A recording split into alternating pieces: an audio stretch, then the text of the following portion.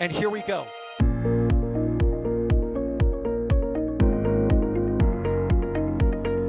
There's the W. Here's ignition. Roger, roll, Atlantic. Throttling up. Did it just do a Kerbal? Back to the moon and beyond. Put that in the big bag, you know. Back at home, we all have a lot of work to do, but from here, that sure looks like a perfect world. Propulsion continues to be normal. We did have an observation. Sequence. 343 unfolds to go. It's orange. Water towers can fly!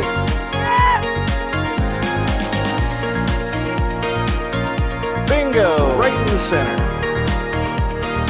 Where's Jacqueline? There it is! That was surreal. That's not what we want to see. No!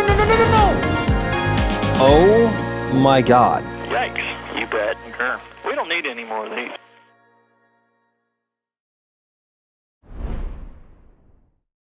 Good morning, everybody. It is now officially morning at Starbase, 12:01 a.m. Central Time, and Booster 19 is ready to roll. Finally, the second roll of a version 3 booster ahead of, hopefully, Flight 12. In fact, the second version 3 booster to roll out for Flight 12, and I'm sure we'll talk about that as we go. But I'm Sawyer Rosenstein. I'm your host for this morning's broadcast. And we have Booster on the move. And joining me for the move today is Ryan Weber. Ryan, how's it going? And, it's going. We've been, ever since, the anomaly with Booster 18, and which basically only was fully intact at Massies for like 26 hours. Hopefully this one beats that record by a lot. We'll just go with that. But yeah, it's nice to finally see 19 rolling out. It took them a month to, I think it was 27 days if I remember correctly. I think it was 26, 27 days. Now I got to look at it again. 26 days to fully stack the booster, and then they spent like the last 4 weeks or so making sure everything was good to go, making sure, there were no issues, because they don't want a repeat of Booster 18 again. They want to make sure this thing is, it's good to go and it's going to get through testing so they can actually fly it. So, yeah, it's rolling out to Masseys for some cryo testing. Exactly, and pushing the buttons, pulling the levers. Tonight is Carson Phillips, because it's late night. You know it's going to be Carson. And, of course, as always, if you have any questions, you can tag us at NASASpaceflight or at NSF in chat. We will do our best to answer as many of your questions as we can. And, of course, we have the team out there tonight, in addition to our robot army, and you saw there from Rocket Ranch. We also have our team out there tonight getting the views for you, including this one from Caesar out in the field. So, it's been a while since Booster 18 rolled out, and we're finally getting to Booster 19. How long has it been? It feels like it's been an eternity at this rate between when that went boom and now this roll finally. I mean, it's been a few months. Booster 18 had its anomaly on November 21st in the early morning hours, like around 4 a.m. or so, 4:30 a.m. And yeah, it feels like it's been a while, and I know there's a lot of people who have gotten antsy with the Starship program because we haven't had a flight since October.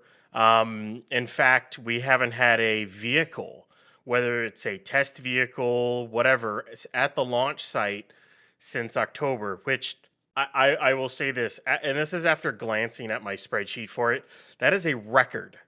That is a record for the entire program, in fact, for a drought of not having a vehicle at the launch site for testing or flight or anything. So if you're feeling antsy with the program, it's understandable because it is one of the longer droughts. But the plus side of that is that we get to see these awesome Block 3 vehicles, basically a redesigned boosters we've talked about before. The ship's got changes here and there as well. We have a brand new pad that looks so much better. The pad one's already gone, and we can't wait for this booster to complete this cryo testing, get its engines, and get some static fires going. That's going to be a lot of fun to see. So, yeah. It feels like it's been a while, but there's a lot of exciting stuff ahead, and hopefully they can launch. I'm thinking April at this rate, but we'll see. I know Elon said 6 weeks. I don't think it's 6 weeks, but It's Elon time. We all know that, but Right. we can discuss what we think Elon time actually means for this. But yeah, I think part of the drought in there is the fact that there hasn't been one at a launch pad because there hasn't really been an operational launch pad since then. Because pretty much right after the last flight, they went to demolishing Pad 1, getting rid of all of the original launch mount since it never went orbital, and then Pad 2 still almost complete, but getting that much closer to having a ship or a booster on it to finally fly and test, hopefully. Before I even get to your questions here, it's hard to read questions in chat because we just had 50 gifted memberships by Patrick Bob. Thank you so much for that. Wow, thank you. Obviously, if you got one of those gifted memberships, please make sure to give them a thank you as well. That is incredibly generous. Again, I can't even read chat right now with all of the so-and-so got a gifted membership, so appreciate that very much. Thank you. Perfect time, too, as hopefully we'll get some Red Team member photos out to people as well coming up soon after this roll with our team out there with the still cameras, too. Oh boy, have I missed the sounds of the SPMT. Now, they were originally, it seemed like, going to roll this out much earlier in the day. Any idea why it might have taken so long for them to finally roll it out now? Well, it seems like, and this is a product of this stand in particular, is that this stand doesn't have automatic clamps. The clamps are, they're manual. So when they place the vehicle on this stand, they have to manually clamp all 20 clamps down and then make sure everything's good to go. So it takes a bit to do all that. Hopefully one day they'll go ahead and... I hear some field audio there. But hopefully one day they'll make it a little more automatic so it's a little bit quicker. Because I was really hoping for a daytime roll, but they didn't roll. I don't think the booster rolled out of the bay until it was like 9. It's like 8:30 at 9 p.m.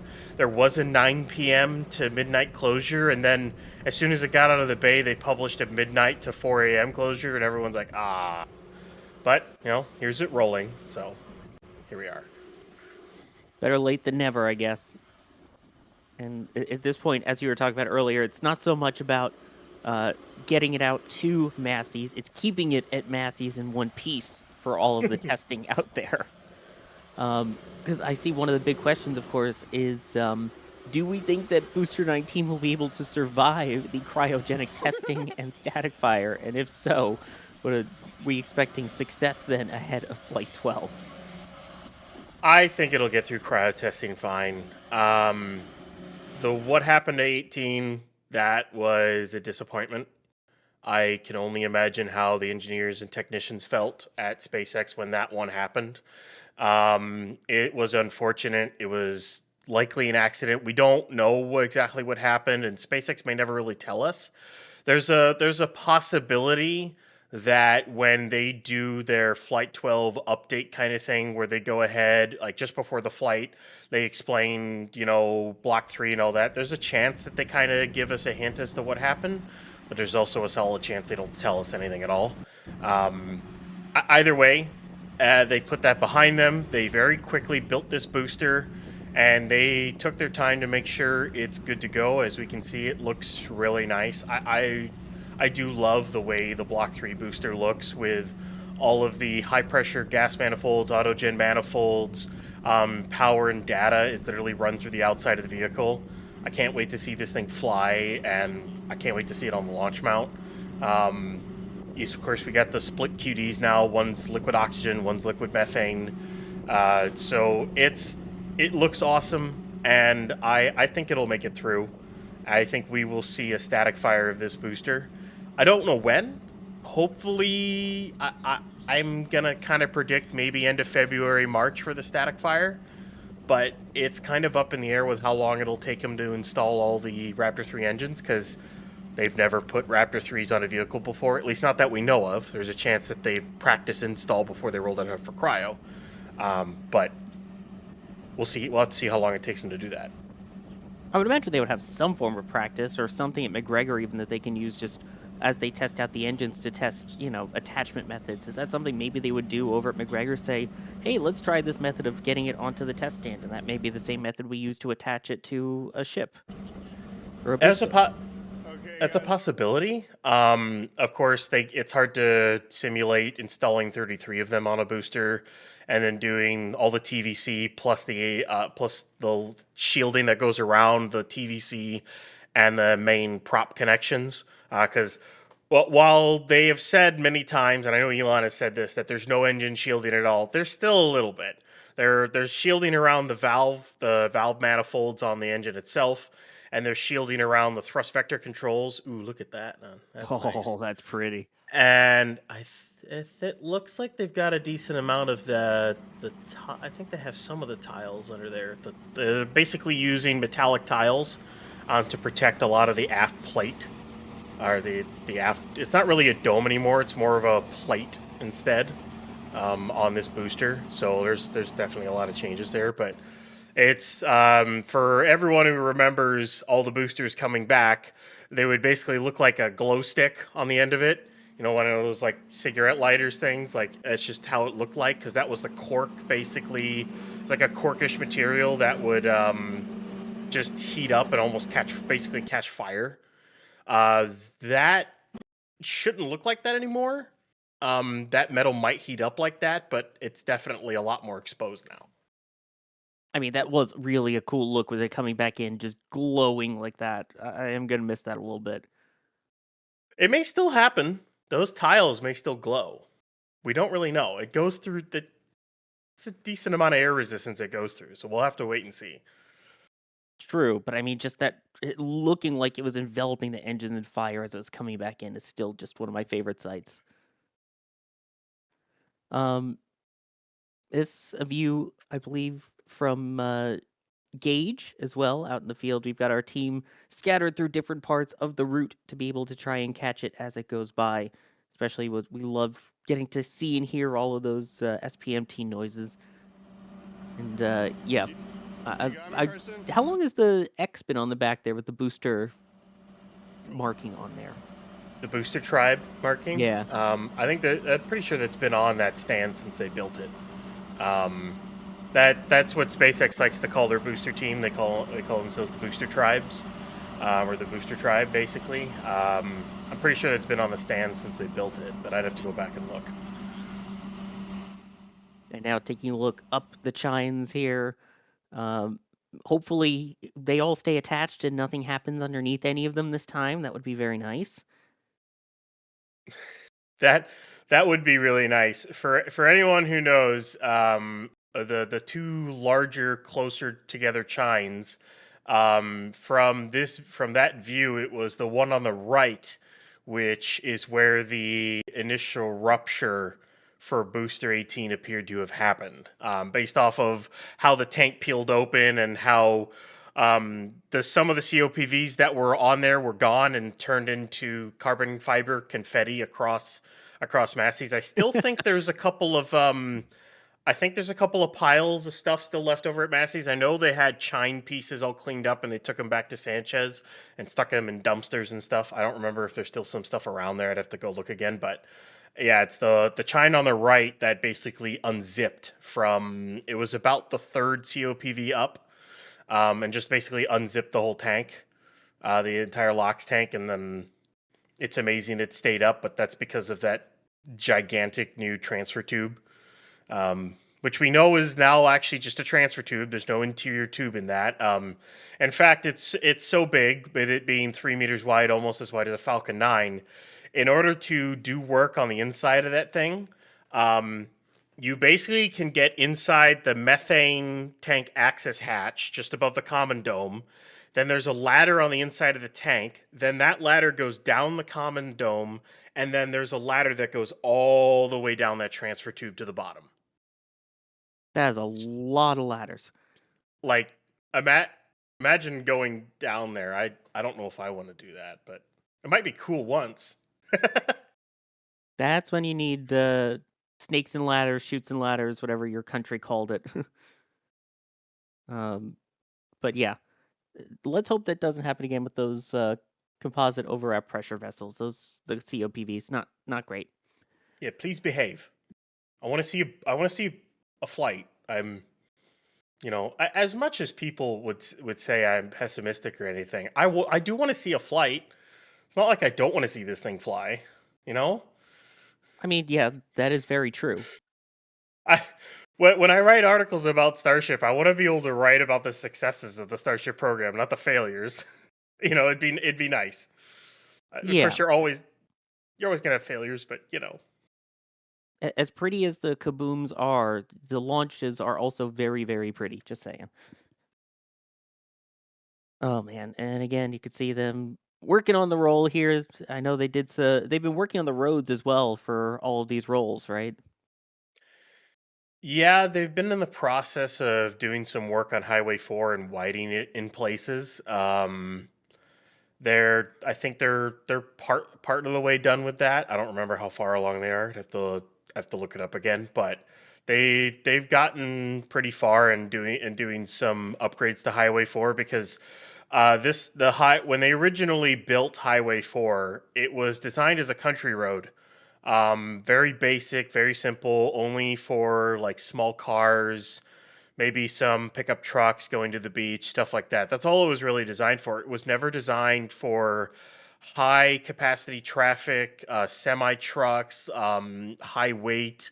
It was never designed for this, for to have a 300-ton, or almost basically 400 tons on SPMTs going on it.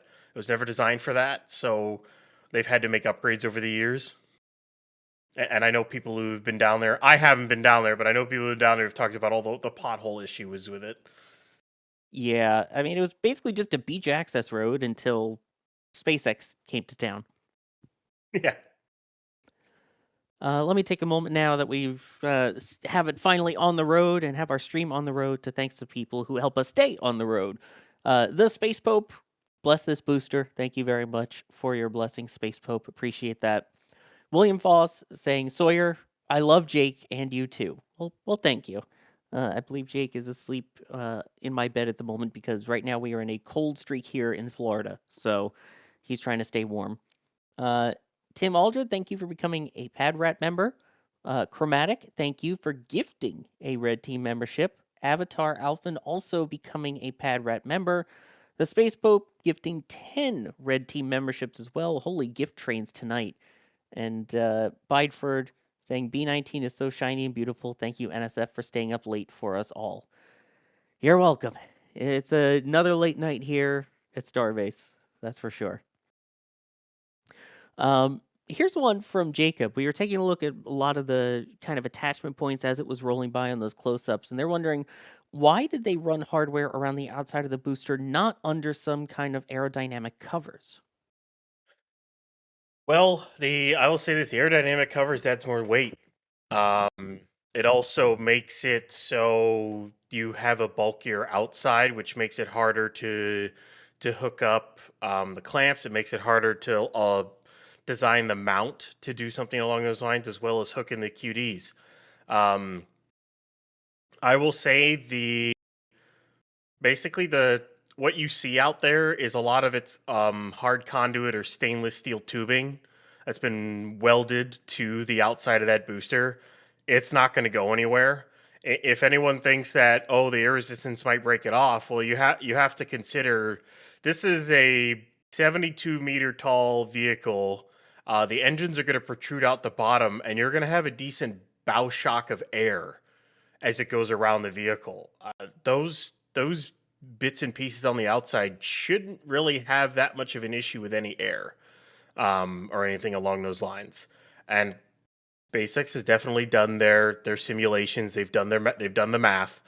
If it starts breaking off on return, then they'll know where to fix things or where to add things. But they seem to be pretty confident that this is going to work just fine.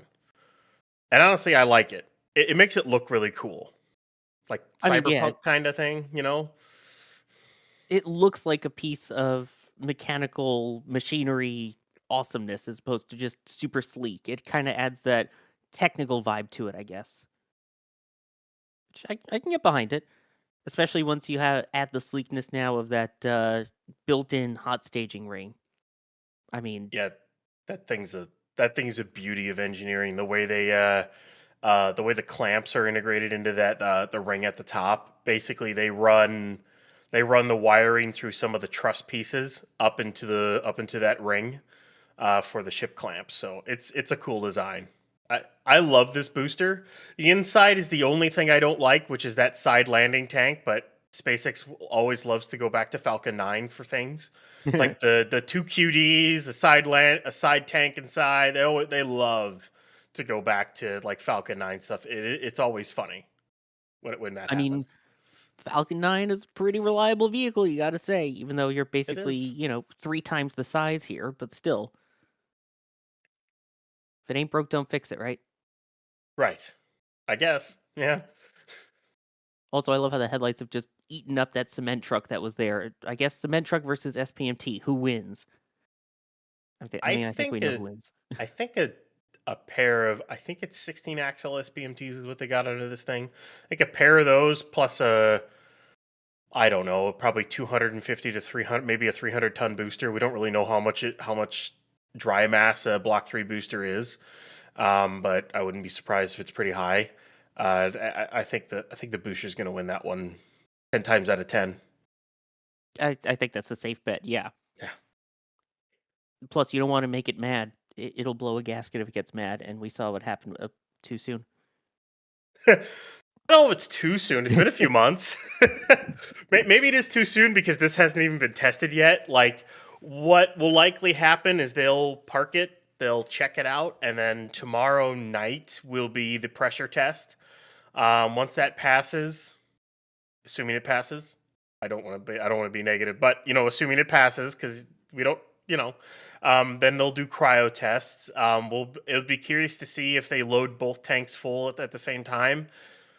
Because usually with boosters, what they've done in the past is they do 2 cryos. They do one where they load the LOX tank all the way full and maybe a little bit in the methane tank. And then they kind of swap it around and they load the methane tank all the way full and kind of leave the LOX tank like a little bit full or like barely filled at all. So it'll be interesting to see if they do a full load cryo. They haven't done that on a booster in a while. It's been since booster 7 on the launch mount or something like that. Since they've done something like that. So it'll be interesting to watch. That is true. We'll see what they do. I'll just be happy once we hit the 27-hour mark. If Booster 19 is still around in one piece by 5 a.m. tomorrow morning, not in 5 hours, but in 20 on the second. That's 28, 29 hours from now. If it's still intact, then we're golden. It's lasted longer than 18 at Masseys. So, Let's hope for that. that's a milestone mark we got to hit. Yes. We also have a lot of milestones to hit for Flight 12, but yeah, that's a big one. I should put a post out when that happens. Hey, it lasted longer than 18. All the Ryan Weber comments are going to be, oh, Webby being optimistic. Well, let's go optimistic then here. Gabriel GG asking, what's the next step for Booster 19 if they make it through all the cryo testing? So once they make it through all the cryo testing, it'll roll back into Mega Bay 1. They'll place it on a work stand, which I will say this, the work stands in Mega Bay 1 have yet to have a Block 3 booster on them. Both boosters have been finished on the turntable rather than on the work stand. So they'll use the work stand for the first time with the Block 3. They'll put that on that, and then they'll start to finish off the aft. They'll do whatever post-cryo processing or additions they have planned for it. They'll put all 33 Raptor 3 engines on. They'll put the 3 grid fins in, the nice new big grid fins. And then once that's all done and they're ready to go, and not only that, once the pad is ready, because the pad's not 100% ready yet, they'll roll it out. They'll put it on pad 2. And my guess is they're going to do... It's not going to do a static fire right away. There's going to be a day or two where they're going to purge that pad entirely.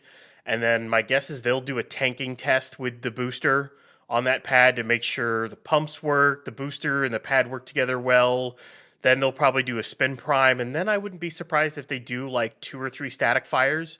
Maybe they do like a 13 engine static fire and then maybe a 33 engine. Or maybe they go straight to a 33 engine. We'll have to wait and see. They may do a long duration static fire with a couple of engines or just one engine. There's going to be some extra testing. It's going to be kind of like Booster 7 in some ways. Probably not as much testing as Booster 7, but kind of along the lines because you're taking a new booster with a new pad and you got to commission it all. So once that 33 engine static fire is done, you take the booster off the mount, you roll it back, and you get it ready for launch processing. So then when the ship is ready, you then roll them both out, and then you got to do at least a wet dress rehearsal and probably some other full stack tanking tests to make sure everything works there, and then you're ready for launch. Hopefully that's good by April. That's all they got to do, huh? That's it. That's it. There's a lot of testing that has to be done with this vehicle. This will be the longer testing campaign for Flight 12. Flight 13 should be much quicker because it's not the first one. But they need to learn how the new pad works and how it works with the booster, how the new booster works with the pad, and same thing with the ship. There's a lot to work out, but I hope it all goes well. I really don't want to see another vehicle failure. I want to see a launch, especially out of that new pad, because the quicker we see a launch out of the new pad, the quicker, Sawyer, they get a stack to the Cape, and you can see a Starship fly out of 39A. So, oh, I want that so bad. I mean, I think it was yesterday, whatever it was, they put out the environmental impact survey for 39A Starship, and oh, is it pretty. The fact that they're talking about it's an exclusive catch tower too, in addition to the integration/launch tower, is so cool. I was looking at some of the aerial imagery, and it's basically there's an area right now where they're parking cars for construction. Oh yeah, that's going to be a catch tower.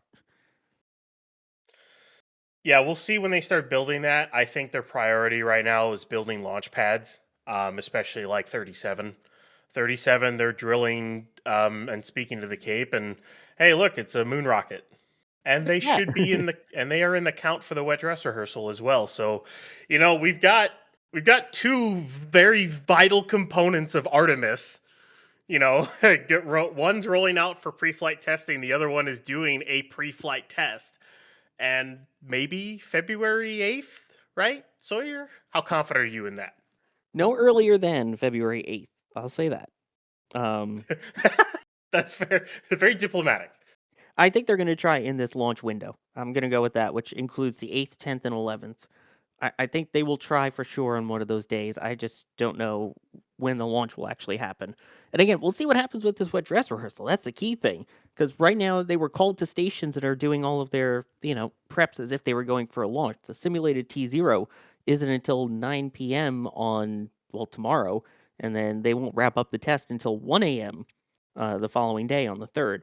So there's a lot that still needs to happen, and it's a lot of waiting game for that. So I'm very excited to see the result of that. I can't wait to see Starship flying from the Cape, which I saw someone asking, when do we think we'll see the first Cape Starship? I think we'll see a Cape Starship launch by the end of the year. I think it's safe to say that we will see one by the end of the year. When they actually send one over to the Cape, that's going to be the interesting question. Yeah, it becomes the question on which stack goes to the Cape. Is SpaceX going to hedge their bets and send Ship 40 Booster 20? Or is it going to be like Ship 43, 44 and like Booster 22, 23? Or something along those lines. That's kind of the big question mark. We'll have to wait and see on that. Nice shot of it going down the road here. And there's still at least 6 months of work, 5.5, 6 months until that pad is ready. There's still all hold down arms still have to be fully installed. I don't know if those are all done yet. There's still tanks that have to arrive. There's still a lot of parts of the tank farm that isn't done yet. The water deluge system is not done yet. The service structure still has a lot of work to be done. And then on top of all that, yes, they did get the final environmental impact statement sign off. But the biggest thing they still need is they still need a launch license for the Cape. They have one for Starbase. They do not have one for the Cape yet. That has to get issued and signed off too. So there's still a lot of steps. Hope maybe end of Q3 is when I could see a flight, because you also have to commission the whole pad as well with a ship and booster. So maybe end of Q3, and then if we get lucky, we might see 2 out of the Cape, but that is a big maybe. I'm thinking at least 1. I think 1 is definitely a safe bet. I'm hoping we see Starship hardware in terms of flight hardware at the Cape before summer. That's what I'm hoping for. Yeah, if they're on track to get that pad somewhat done within 6 months, I would expect them to want to get a ship and booster over there as soon as they can, so that as soon as that pad is ready for testing, they can take a ship and a booster that are kind of off to the side, bring it over, and start testing everything. I think that's going to be their plan. Is they're going to, even if the ship and booster are going to sit over there for a couple of months, I think they would definitely transport them over so that it's ready and waiting. It'll slow down flight cadence at Starbase because that means one less stack to fly out of Starbase. But I think SpaceX is willing to take that hit in order to get 39A online as quick as they can. Especially if they're able to get one of these back. And if they end up finally getting to do a ship catch, just to have a completely, fully reusable system there that, hey, that's all flown before, so let's send the new one out to the Cape and we'll refly this one here at Starbase. That's what I'm hoping at least they'll do. I don't know. I'm excited for it. I'll say that. And again, before I get back to more questions, I can't read them through chat. I try to read through regular chat as we go along, in addition to everything happening with our panel here, which is the tags at NASASpaceflight, at NSF. Patrick coming in with another 50 gifted red team memberships. Holy smokes. Thank you for that. 50. That's 100 so far this stream. That is unbelievably kind. Thank you so much. Yeah, those new red team members are going to get some awesome photos, I think, from the team of this role in the member section there. So thank you. Wow. I just want to say, because I've been on the Raptor sides, you've done like, I don't even know how many. I think you've done like 150, 200 between some of the Raptor sides lately too. Like, I think he's gifted like 300 plus. I don't know. I've lost count. We'll just go with that. So thank you so much. A lot of people are going to love the benefits of it and everything, but you're amazing. So thank you. Absolutely. Thank you so much. Let's see here. Gabriel's been asking, you only have to ask it once. Please don't keep repeating questions, people. Is there a chance to catch this booster on Flight 12? They put IFT 12 just to make some people angry. But do you think they'll catch it on this upcoming flight? I think they'll try for it. No. No? I don't think they will at all. I think booster will splash down in the Gulf, and they will... they may try, but here's the thing about catching at Pad B with a booster, Pad B, Pad 2. With the original pad, all you had to do is come straight back in, line up with the sticks, and get caught. However, this pad the tower is turned slightly compared to the other tower. So you can't do that same come straight back in and get caught, because they're not going to catch they're basically not going to catch the booster with one of the arms extended, one of them retracted. They're not going to do that. They'll want them even, because you don't want to put abnormal loads on the actuators if you can help it. And it's just a lot easier to try to catch it dead center on. It's just programming wise, it's a lot easier to do that. So what they'll do is they'll target the booster off to the south toward, it'll like over the salt flats and the wetlands. What the booster's going to have to do is it'll have to target down there, and then it'll basically have to cancel out all of its vertical and horizontal velocity, so hover, and then it'll have to dogleg itself over to the pad. So it'll come back, hover, dogleg over, and get caught. They're going to want to test that maneuver out in the Gulf before they do that next to their brand spanking new pad. That's why I think there's almost a 100% chance that they're not going to try for a catch on this flight, which will be kind of nuts to see. And for anyone asking, can they catch on pad 1? No, they cannot, because, well, they can't move the sticks up and down right now. The stick's hydraulic system is completely disabled. There's no landing rails. There's no stabilizer pins. There's no nothing. There's no draw works. The Tower 1 is stripped. They cannot use those sticks at all. Those are dead in the water until they rebuild it, and that's months and months and months away from being rebuilt. There's a lot of work to do there. So they can only use the pad 2 tower for catching. But that also brings up the point: is when they want to go catch a ship, are they going to catch the booster, then put it on a transport stand, roll it away, then catch the ship? Because there's no way they can catch a booster, put it on the pad, then catch a ship. You'd basically risk the ship running into the booster because there's not really enough clearance. So there's a lot of question marks what they're going to do. We'll have to wait and see. Yeah. Again, that's the problem with Starship in general, is a lot of question marks.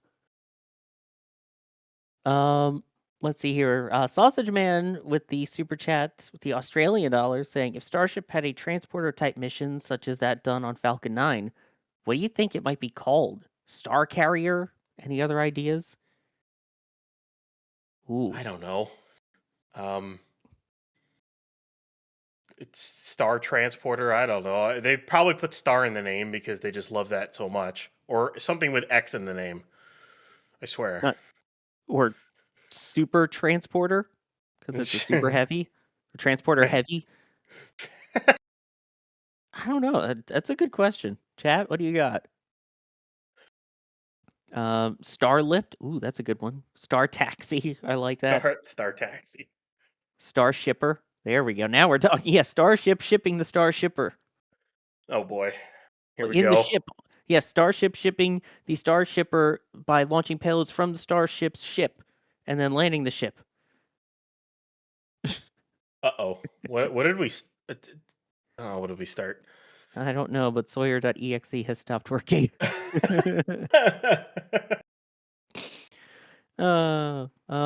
Anyway. Here's one from Saad asking, what do you think is the longest static fire Pad 2 can handle? Do you think it's more well equipped to handle these booster static fires, or are we still looking at the same 12, 13-ish seconds that we're used to? I think they'll still do a solid 10-second static fire. If it was enough for the original boosters, it's likely enough for these in order to test everything. I bet that they could do, if they really, really wanted to, they could probably do like a 40-second static fire.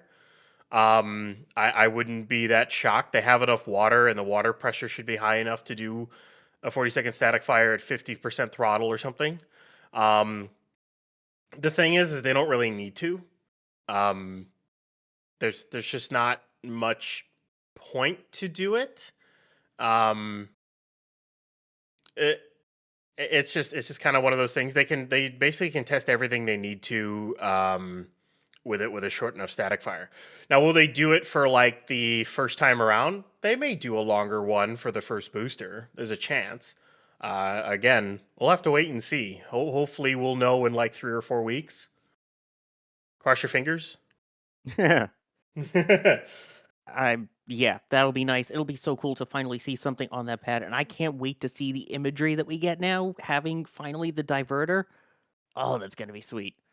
Like, imagine for anyone who's seen historical photos and everything, that like diagonal shot of the Saturn V lifting off on 39A, where you get the exhaust coming out the trench, and then you get the exhaust coming out like the backside of the trench, towards the crawlerway ramp.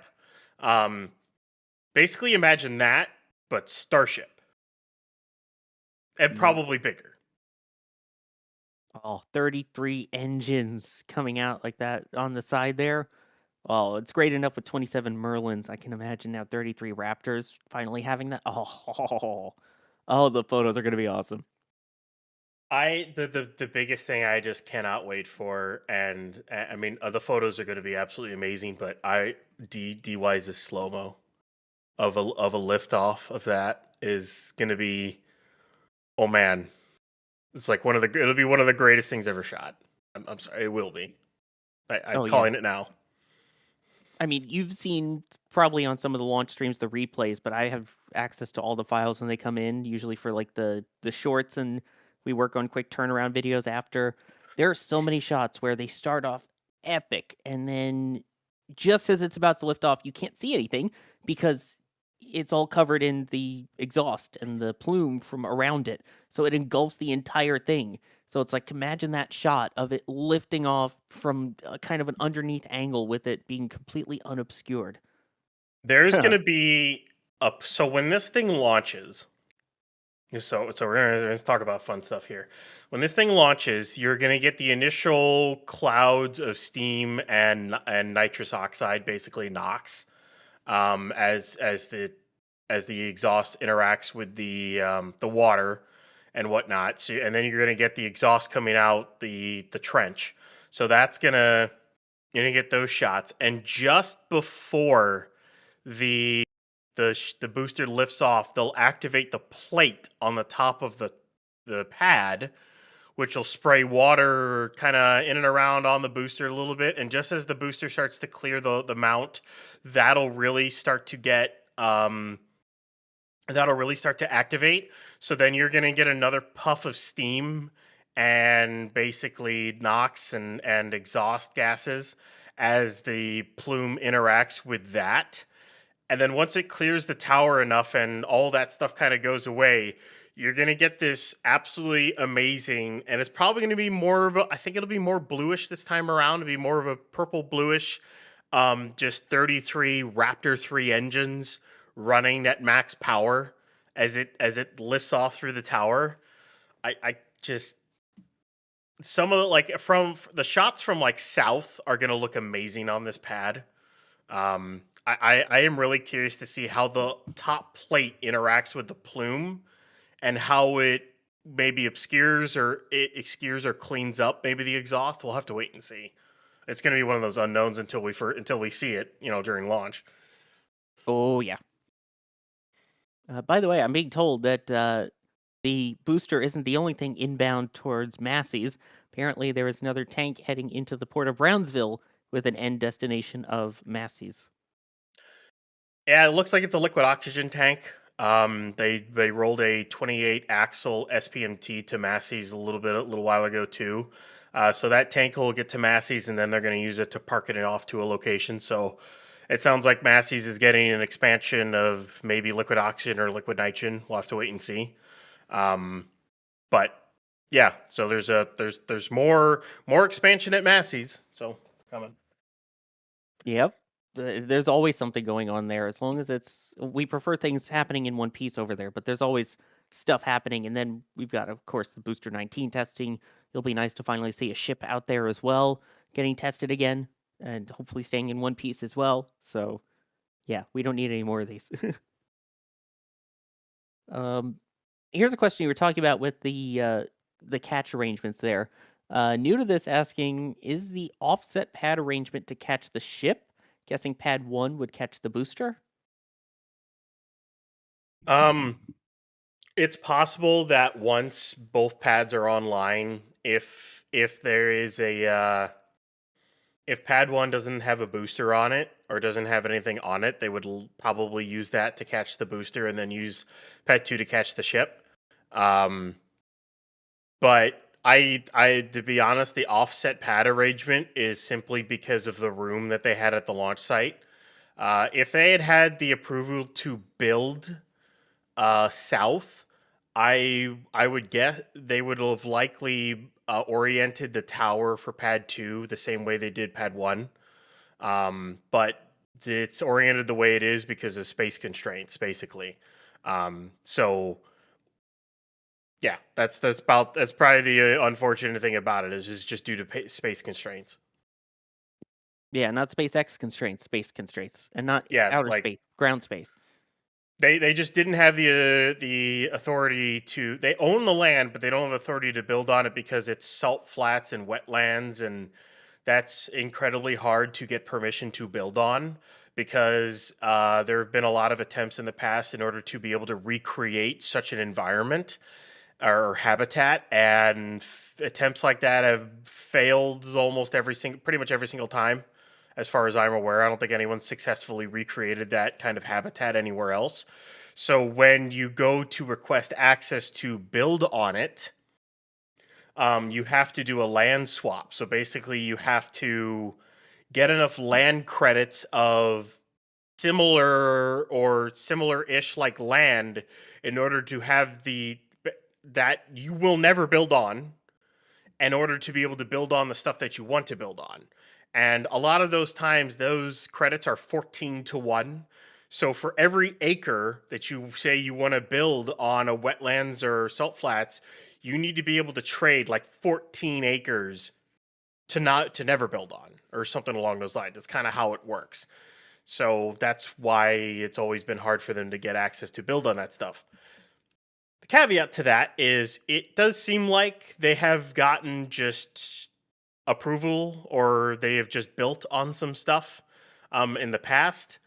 And there's a chance that with the executive order describing some space stuff as national security, they may just bypass some environmental stuff and then allow them to build on it. But we have to wait and see if that's the case or not. We'll wait and see. In the meantime, we can see this gorgeous view from Gage, who is out there right now from one of his cameras. I mean, it looks like it's coming right at you. I love it. Starship's going to get you. Yeah, and there's Gage's info up in the corner of the screen, too. Almost looked like from that angle he was on the road, but nope, we are off on the side of the road following all the laws and restrictions. But man. Oh, we'll see if we get the sound as it goes by. I love listening to the SPMTs. It's this massive just booster rides along with it. Totally not a subtle hint to Carson if we have it once it comes by. Oh man. Again, she's good looking. In terms of mass, is it do we know if it's lighter, heavier than version 2 or We don't know. Personally, I think it's heavier. Now I know people are gonna go, well, they took off all that engine shielding and they minus one grid fin. Yeah, but those the new grid fins are 50% bigger basically. So I think net wise, the grid fins are heavier overall, and not only that, they have the cavities now that are inside the tank, plus whatever structures inside the forward dome to help support them. And then not only that, I can only imagine how much that transfer tube weighs. That transfer tube is like 50 meters tall, 3 meters wide. So it's like 3 or 4 millimeters stainless. I can only imagine how much that thing weighs. And that's a significant amount more dry mass than the older transfer tube. Not to mention the added landing tank and the struts and the dry mass and related to that. I think this booster weighs more than the Block 2 one. However, I don't think it matters too much because of the thrust increase they are getting with Raptor 3 over Raptor 2. It pretty much negates it and whatnot. So while it may weigh more, and they'll probably shave mass off as they fly it and learn it, as SpaceX is with this program entirely, they've learned how to refine things. I truly think that eventually they'll start shaving stuff off, but they need to fly it and learn how it works and everything first. yeah, and speaking of shaving things off here, there you get really close along the road here. I mean, we're talking just along the posts on the side of the road within a matter of inches or centimeters, whichever you prefer. But look at this monster go. And again, you see the one person in the front keeping an eye on how the front is, radioing to the person walking behind it as well. They're the ones helping to guide and steer the SPMT, the self-propelled modular transporter. It's such a nicely designed stand and booster. I mean, I like the stand too because it's a much more simplified than the older booster cryo stand. it's less mass and whatnot, so and kind of allows for a lot more access in there. Like you can literally walk up and walk between those actuators that are Look at that with hooked the up to the moon. aft dome. Oh, that's a cool shot. Sorry, I had to interrupt. Just that moon. That's fine. That's Moon. fine. It's a cool shot. Yeah. Also, in case you're wondering why it froze there, it turns out there was some giant metallic object, possibly stainless steel, in the way of the signal going out. I don't know what could have possibly been blocking it, but that might have been why it froze there. I wonder what. Yeah. No idea. No idea. Oh, that is so gorgeous. And again, a reminder, as much as we don't think about it, Starship is a part of the Artemis program. This is what will launch the landing vehicle that will return humans to the surface of the moon for the first time since 1972. This is what's going to help with that. This is what will launch it. That is why it is so crucial with the moon mission, again, as the wet dress rehearsal controllers on station right now for that wet dress rehearsal of Artemis 2 out at the pad over at the Kennedy Space Center. I'm trying to remember because the really early parts of the countdown is basically call to stations, kind of start checking systems out, make sure your valves are good, avionics are good. And I know I forget when they start the slow tank for that. I know it's like really early for SLS, but I forget exactly when they start it. You remember, Sawyer? Probably know more than I do. I believe it is 6 hours or 8 hours before. I have to double check. I've got the timeline up on another tab. I have too many tabs open here. But yeah. So it's going to take a bit for that to actually to notice any frost on it. They get on again. They get onto console hours and hours in advance. At about the 34-hour mark is when they start basically. They check everything, turn it all on. At the 34-hour mark, they kind of shut everything down again, start saving batteries, and get ready to then do some final checkouts on Orion and ICPS. Crews are out there at the pad till the L-15-hour mark. And then they start doing the chill down lines at L-11 hours with starting to slow fill at L-10 hours. There's the numbers for Artemis. Anyway, back to Starship and Starbase right now, as we see the roll continuing to Massies here of Booster 19. Let me take a moment, thank some people who allow us to bring these views to you. Carson Craig gifting 5 Red Team memberships. Different Carson. Let's see. And then we had 2 people become Capcom members. Zenith Flufterg becoming a Capcom member, and Storm, thank you as well for upgrading to Capcom, which gets access to the NSF Discord. In addition to all of the other levels and the bonuses with the Red Team, you get all the different channels that we have in Discord. Food Talk, of course, we have gaming. There's Spaceflight, obviously, for all the different providers, the different nations. All of that is in the Discord. Hop in, check it out, come say hi. And Orc Cloud. Wow, this is a long distance to send a message from all the way on the Orc Cloud. It is a long distance. With a $5 super chat saying, imagine being the guy walking with the SPMT, getting to casually say, you took your pet super heavy for a walk today. I love it. Oh, what'd you do at work today? Oh, I walked a booster. A what? Yeah, just a giant, massive booster that's gonna go to space and come back. Let's see here. Tubal's wondering, will the with Raptor 3, is the liftoff time going to be quicker than version 2? How does that work? Again, we don't know the mass difference between version 2 and version 3. I guess we kind of have a bit of, based off of SpaceX's numbers, the ISP and thrust that we can expect from Raptor 3s. What do you think? I would expect it to be a little bit quicker because they might have added more dry mass, and they definitely added more propellant mass, though. They've got more prop and a little bit more prop in the booster, and they definitely got a little more prop in the ship because they moved the domes around. But I think it'll be a little bit faster because I think they basically per engine they're upping. I think it's like a 40-ton difference per engine is what they're adding in terms of thrust.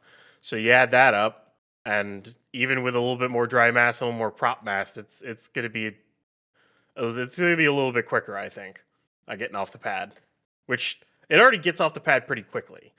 The only reason why people think it takes a little bit of while is because the way SpaceX checked things out with Block 1/2 is what they would do is they would ignite the engines, get them up to 50%, and then they would check them all for about a second or two, and then they would throttle them up to 100% and then lift off.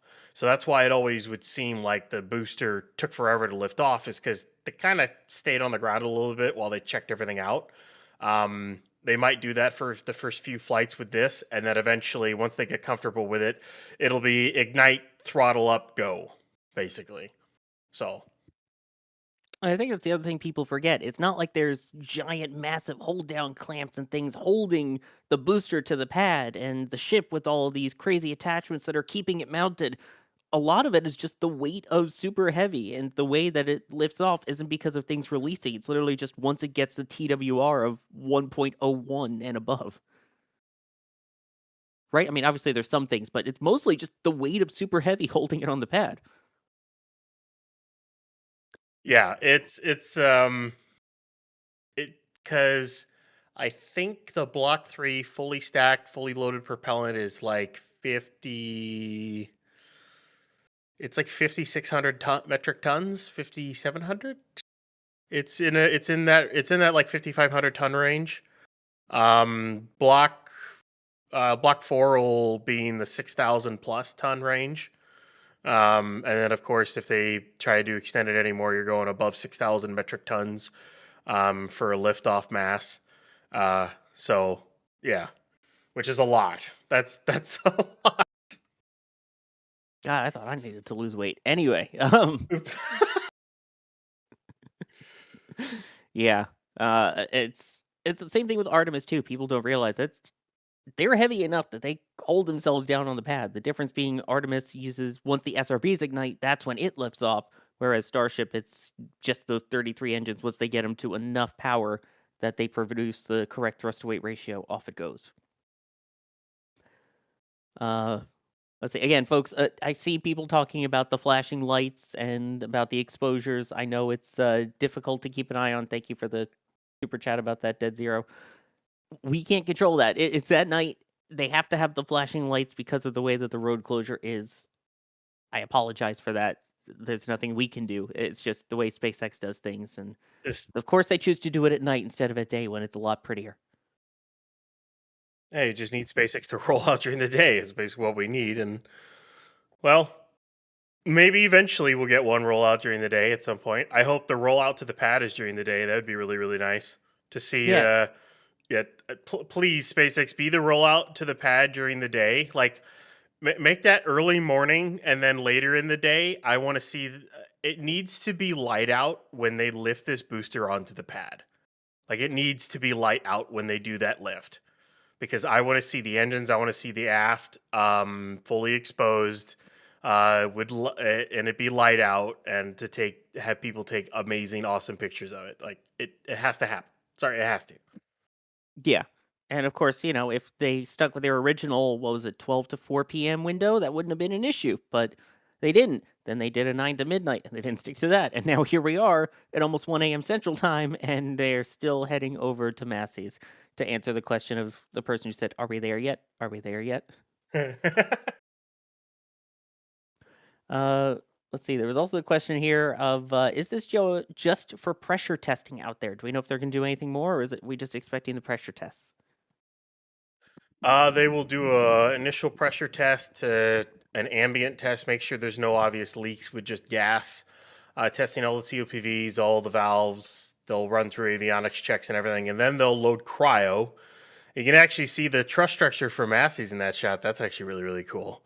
That's just as a side note, that is good. That looks like it's going to be used for like squeezing a full ship for chopstick arm testing. It's kind of weird the way they're building it. There's still a lot of questions on how it's going to work, but we're just kind of waiting to see here. And then what they'll do after the pressure test is they'll load it with liquid oxygen and liquid nitrogen to cryoproof it. So it does a few things. It leak checks all the tanks. It leak checks all the welds, all the domes, everything like that. It allows them to chill the vehicle to make sure it works well under the cryogenic temperatures. One thing it does really nicely is after construction, it actually helps clean the tanks out. That cryo liquid will actually like help to clean the tank walls and the pipes and stuff like that. And then when they detank it, they run it through sets of basket strainers, so it'll catch anything on its way out. And then along with actually leak checking it, the thrust sim stand that it's on will simulate the thrust up against the aft of the booster as if you had, Raptor engines firing. So it'll do all of that testing and then it'll roll back for engine install. So still a lot that ends up getting done out there, even though it doesn't have any engines on it yet, and they're not firing up any tests on it like that yet. Let's see. I saw someone asking how many SPMTs does it take to roll out an SLS rocket? It can't. There's no way that it can. I guess if you're talking just the rocket, maybe, but the fact that the rocket has to come with its entire launch pad and launch service tower kind of changes things. So yeah, that's why they have to use the crawler transporter out at KSC. If you made a jig that helped spread out the weight of the pad and the rocket across like 6 to 8 lines of SPMTs, you could probably, it could do it. SPMTs could probably roll that out. The problem is you wouldn't be able to just stick the ML right on the SPMTs. You would have to, oh God, of course I said that. Now people. I told you said the thing. What? I never get it. I never understand it. And I wasn't even thinking that when I said it. But anyways, it never makes sense to me. Maybe I'm old, but whatever. Anyways, I'm young. To tell you that, whatever. Either way, you're young. with the right jig to spread out the weight, SPMTs could probably ride that thing up. Yeah, I could see it. They could do it. On the crawler way. It would have to be on a more flat surface. Yeah, if you design the right jig for it, yeah, it could probably take SLS out to the pad. I don't know if it could take it up that incline. That is probably the only thing the SPMTs might have an issue with. But it could do it. And also the road, I don't know if it can handle that weight on its own. That's why they have to use the crawler way. I mean, they are working on strengthening the roads and, well, I guess widening them at least on the road that would take it from, once they finish the Gigabay, over to 39A. There is widening. They are improving the pavement there in preparation for Starship, but that's also just meant for Starship boosters and ships to travel on it, not an entire launch pad, launch mount, all of the equipment with it, and the rocket too with the 2 giant SRBs. Yeah. Also, people are now calling you Unk. I don't even know what that means. It means you're old. Okay, whatever. Although I think I may be the oldest of the 3 people working tonight. I'm just saying. Anyway. Let's get back on topic here for a bit. It isn't the Flame Trench. Let's see here. Cosmic asking, do you think Starship will carry payload during the 12th flight test? So on this upcoming flight. Probably dumblinks again, if I were to guess. If not, they might actually shove a couple of really old V3 Starlinks in there. It's possible. But that's probably all they'll do because there's a Pez dispenser in 39. So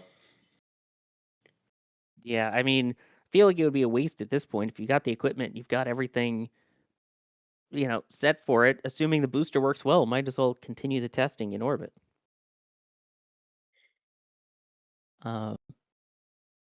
which Ninja Guy Dan was asking earlier, is the Starship on-orbit engine relight fueled by the main tanks or the header tanks? It is the relight they do is currently with the headers.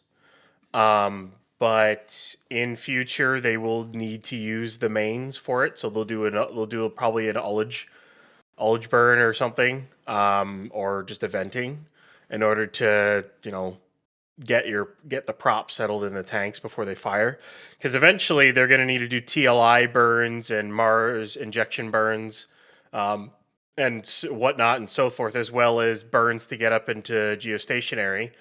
And the landing tanks don't have enough to do that.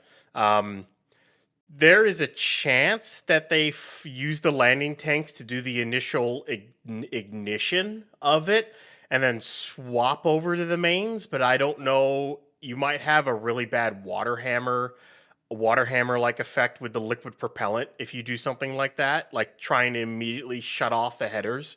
So they probably wouldn't try that. It'll probably be some kind of like ullage burn like most other rockets do, and then fire out of the mains. But I would expect for this flight, if they get to that point, they'll probably do a header tank in space burn, because they haven't done one yet with Raptor 3, so why not?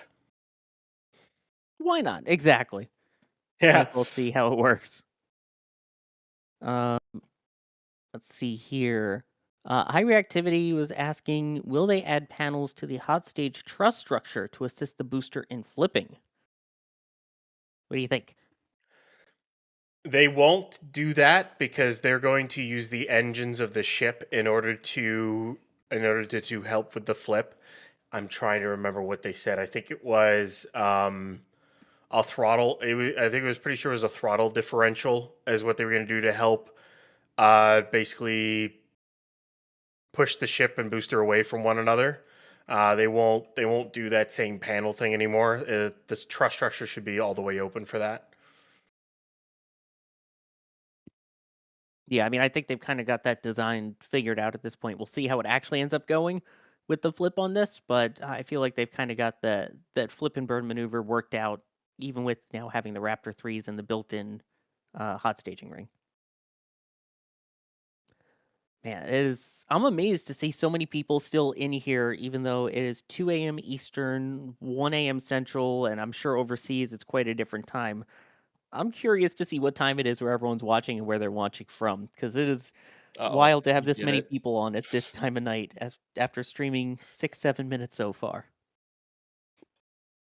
Oh, God. Yeah, I just happened to check. It's like, oh, how long have we been streaming? My Google says 67 minutes. But anyway. 11 p.m. See a lot of West Coasters hanging out in the United States. I won't say my thoughts on which coast is best coast then. Midnight over at the West Coast. I see someone from Nebraska. All the people over in the UK. Oof. Some fellow 2 a.m.ers with me here in the East Coast. 8 a.m. in Spain. I know Alex is trying to sleep shift over there, so that's why he's not on tonight. 7 a.m. UK time. Someone from the Wyoming coast. Now we're talking here. 8 a.m. over in Belgium. 2 a.m. in Tennessee. The Wyoming coast. I still remember that. I think that was Ship 35 static fire at Masseys when he said that. I think it was. Like, it was like that's right. It was Ship 35 static fire at Massey, or was it 36s? Because it was the day of the OLM lift.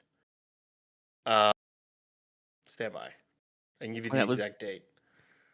And which coast did Adrian think it was originally supposed to be before Wyoming? What was it, Washington? No. I think it was I think we were talking about the Australian coast. Western Australia. Yeah, the Western Australia coast for like a Starship launch site or something along those lines, I think. It was May 12th, 2025, the 60-second engine static fire of Ship 35. Yeah, 60 engines would be wild to begin with, but yeah. You tell it's late. Yeah, I saw someone, though, it's 12 p.m. in Pakistan. I saw someone from Poland. I love it. Also, I saw someone 6 p.m. in Melbourne, Australia. Speaking of Australia. And to the other people who are saying it's cold in Florida, this is cold for Florida. I don't want to hear from people of, oh, well, it's like 12 degrees Fahrenheit here. It's negative 12 Celsius here. Oh, gosh.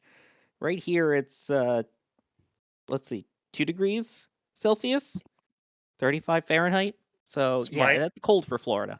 It's minus 8 C here, which is warm. It's 17 degrees Fahrenheit here in Minnesota and Minneapolis and the Twin Cities, and it's pretty warm, relatively speaking. Like the last 2 weeks have been around zero or negatives. I was at two weeks ago or so. It was there were 2 nights in a row where it was about minus 18 was the low, and one of the nights it was windy enough to where the wind chill was minus 45, which as a fun fact, when you get that low, it doesn't matter if it's Fahrenheit or Celsius; they're basically the same thing at that point. At that point, it's just really freaking cold. Someone, Methane Man, calling out Minnesota. Minnesota. Yep, there you go. But yeah, it feels like 24 right now in Florida, and this is why they delayed the Artemis 2 wet dress rehearsals, because there are temperature requirements, and this is too cold. So that's why they haven't done any of the testing, which they were supposed to be doing the tanking, I believe. It would have been today. So today or tomorrow, depending on how you look at the dates. I think the tanking would have been in like a couple of hours or something like that, I think. Right? Something like that? Yeah. So it's, yeah, for Florida, this is cold. There are parts near Jacksonville, which is like the northern parts of Florida, that are at risk of getting snow.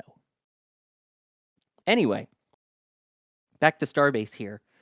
Someone's saying we need a Starship heavy version with 99 engines. Oh my gosh. 9/8 Central. It's so cold here in Florida, I had to check if the Waffle House was closed. Good news, it's open. That's when you know all is well in the world in the United States. If the weather is so dangerous that Waffle House closes, then that's when you start kissing your backside goodbye. Yep. That's you can kind of set your time, set your readiness by a Waffle House. It's usually a good measurement. Yeah. You tell them it's getting late where I am here to 12 a.m. Eastern, as we continue to watch the booster roll down the road, and hopefully bikers yield for a booster. Booster doesn't stop as well. It's like a tractor trailer. It doesn't stop easily for someone taking their bike across the road. Sergeant Snipey, did you see RGV Starbase 5 years ago? It's crazy how much has been done in 5 years. Sorry. But when patch? Patch will be when they do the full stack, as is the tradition. I believe I've already seen some of the design that they're working on for this one, and it is already absolutely amazing. So you're in for a treat when we do finally get to debut it. So full stack time is when we get to the Starship patches as usual, and this one's really nice. Not just saying that, I genuinely really like this one. And Felix saying, hey guys, where's Adrian been? Haven't seen him hosting in a long time. Well, that's because he decided to go and get a real job, apparently. Apparently whatever this is isn't real. So he's going to do a normal, boring job. But he still contributes where he can, contributes where he can, and stops by to say hi to us, at least in the back channel. So he's still alive. He's just decided to be a grown-up, apparently, or something like that. I don't know. What's that? Yeah, no way. Never doing that. Anyway, let's get back to some more real questions here. County Cook saying, when do you think we will see the first operational payload deployment from Starship? I mean, my bet would be if they are successful on this flight here, and they're able to still deploy those dumblinks one more time, I could see them getting ready to deploy actual operational, are they V4 now, Starlinks on the next flight? I think they're still V3s, actual like V3s. It'll V4 yet on those. I don't even remember anymore at this point. I know it was supposed to be the V2s because the V2 minis are still flying on Falcon 9. And, oh yeah, we're not doing the V2s now; it's the V3s. Yeah, I think what is it? I think the first operational deployment of Starship will be, it could happen this year. It depends on the first two orbit mission, whether that's 13, 14, or whatever. And when they do an orbit mission, they may actually do an operational or at least a test of Starlink deployment during one of their first orbital missions. As for like a first fully operational mission that's called a Starlink mission, like they give it they give it the shell name and everything. Maybe by the end of this year, maybe next year. There's still a lot of like test flight stuff they've got to do. So that's kind of a big question. Yeah, I mean, it would be really nice to finally see them actually deploy something other than the dumblinks, but I think it's pretty safe to say that the first operational payload flight is going to be the real Starlinks. Let's see here. This is an interesting one. Pudini asking, after the semi-disastrous V2 campaign, do you think SpaceX might go Apollo 8 mode for payload and catches? One thing to keep in mind, though, I will say, before I let you answer, Ryan, as well, is the fact that Apollo 8, you also had Apollo 7. As much as people talk about the amazing thing that Apollo 8 was, and it was, there was still a crew test of Saturn V. Before that, it was just in low Earth orbit. That was Apollo 7. So I That think. was What? well, okay. You had Apollo 1, the incredibly tragic fire with the crew module, and then NASA took their time, redesigned the crew module, and then you had Apollo 4, which is your first full test flight of the. I think it had a first full test flight of the Saturn V. Apollo 5, I think. Yeah, Apollo and I stand 5 was corrected, by a the way. 7 was the 1B. I'm just correcting yeah, myself now before I say Apollo it. 5 Yeah. was Saturn 1, if I remember correctly, with a test flight of the capsule. Apollo 6 was another full test flight of the Saturn 5. Apollo 7 was Saturn 1B with the capsule in low Earth orbit. Apollo 8 was with capsule with crew around the moon. 9 was your rendezvous in low Earth orbit. That's what I was thinking of, yeah. 10 was everything but landing. 11, of course, was the land. 12 land. 13, as we all know, the famous we have an issue, or Houston, we we've have had a problem here. yeah. And then of course 14, 15, 16, 17, and then that was it. But yeah, I as for when SpaceX might do a flight around the moon, they're gonna do basically an Apollo 11 without crew. Basically, for an HLS flight, they'll do a full landing and come back up, and then they'll do their Apollo 11, which will be Artemis 3, where they actually land with people on the moon, with HLS. So it's not going to happen the exact same way, and also there's no planned low Earth orbit Orion HLS rendezvous because they don't have enough SLSs for that. I think if they actually had a high enough SLS cadence, I think a rendezvous in low Earth orbit with HLS and Orion would be absolutely perfect to basically do an Apollo 9 in low Earth orbit with HLS and Orion. The problem is the SLS isn't flying that much. And I still think they shouldn't, but they're doing it anyways. And that's Artemis 4 is going to be, landing on the moon, but it's also the first flight of EUS, and it's crewed, which I think they should not do whatsoever. But that's Artemis just 3 is also the first test of a new heat shield design on Orion, too. So. yeah. And I think I wish SLS had a higher production rate, so all that those were uncrewed missions. But Yeah, and then we get a whole new lander for Artemis 5, too, if we get to that. yeah, that's the other thing is you get to Artemis 5, and well, that's gonna be Blue Origin's lander. Blue Moon Same Mark thing, 2. but yeah, I don't think we ever get there. If I'm going to be completely honest, I think Starship Super Heavy plus New Glenn 9X4 takes over entirely at that point, and SLS just kind of dies. I think it does. Because once you've got a Block 4 Starship Super Heavy, this theoretical Artemis 5 would be like 2030s. You have Block 4 Starship Super Heavy with 2 pads in Boca, 2 pads at 37, a pad at 39A, probably be building or having pads at Vandenberg at that point, with hundreds of launches under its belt already by the early to mid 2030s. You have New Glenn that's probably going to have probably 200 launches under its belt by that point. I would not be surprised.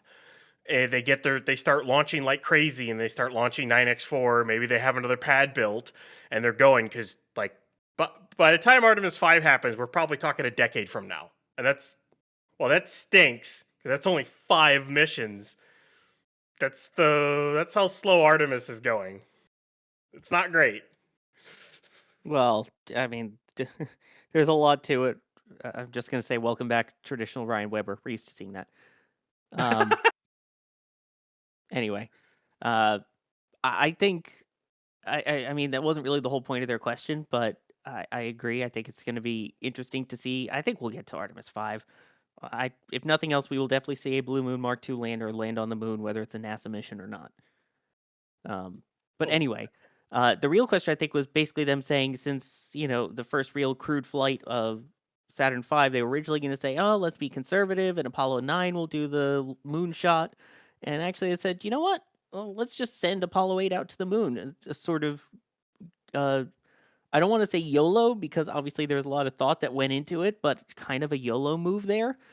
I think that's more of what they meant of, now that we're on to Block 3, aka Saturn V here, are they just going to say, you know what, let's just go all out for catching the ship and booster right away, rather than the whole timidness, for lack of a better word, that they used with version 2. Or, well, they were forced to use with version 2, I guess. Yeah, I think if Block 2 had gone well, like say they didn't lose 33, 34, and 35 the way they did, or for that matter 36, and you had successful flights, and maybe you catch a Block 2 ship, I think SpaceX might, and this is a big might, have been able to do an Apollo 8 style, but maybe even using a very primitive version of a Starship to send out towards the moon, or send in the relative direction of the moon, and do maybe some talking communications with Artemis 2. That had been a big maybe, and that would have only have happened if Block 2 went perfect, but it didn't, so here we are. Here we are. I'm glad we're here. It's just been a long road to get here. And what a long, strange trip it's been. Let's see here. Sorry, just getting through. I was totally ignoring questions there while I was just reading chat and chatting with everybody, so I'm going back through the tests here. Let's see. New to this, asking, how many test flights do you think until it's operational? Ooh. I'll let you answer, and then I'll give my shuttle answer here, because we haven't talked shuttle yet. What's your definition of operational? Mm-hmm.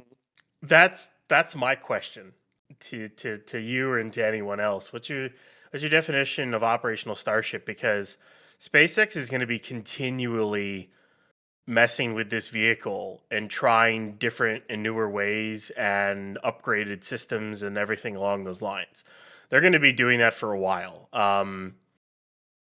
I think that eventually you're going to get not necessarily a design freeze, but you're definitely going to get to the point where they're pretty satisfied with what they've got, and they're going to launch that a lot until they're confident in it, and then they'll get crew to launch on it.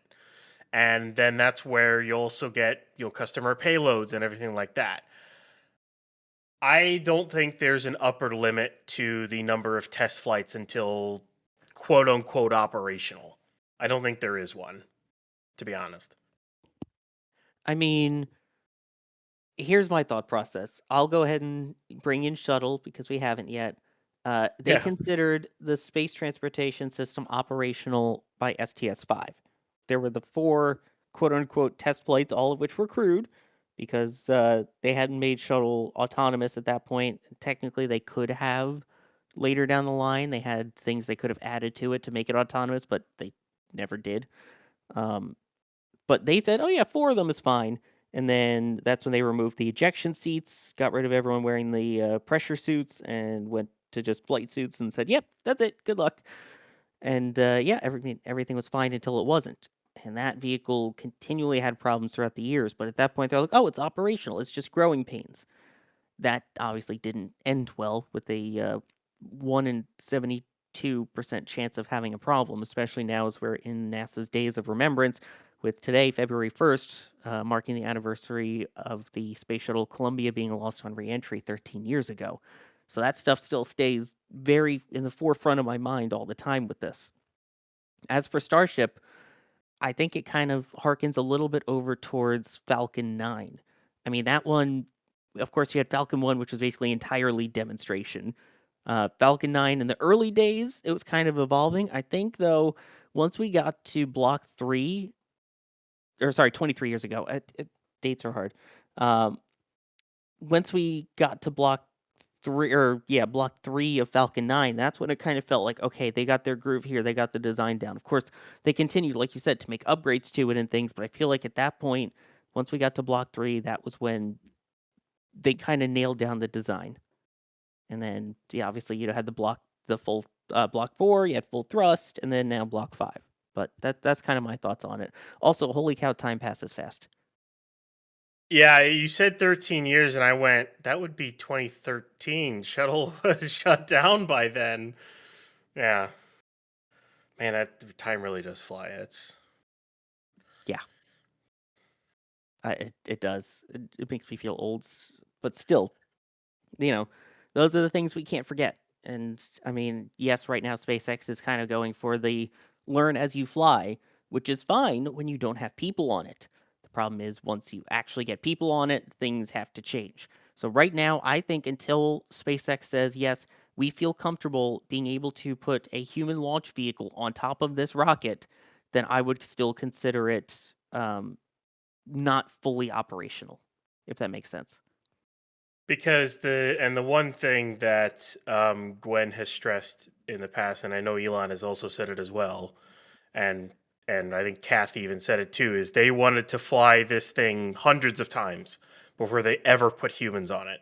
So that no matter what mode, no matter how it flew, no matter what happened, they understood this vehicle in and out, and they could conceive of almost any possible failure or issue that could ever possibly come up, trying to make it the safest rocket possible to put humans on. And because the more you fly it, the more you learn about it. And I mean, they have a long way to go before that. And I don't know when crew will eventually get on this vehicle. I don't think Starship launches with a crew inside the ship till like maybe end of the decade, if or whatnot. I wouldn't be surprised if it's still 2030.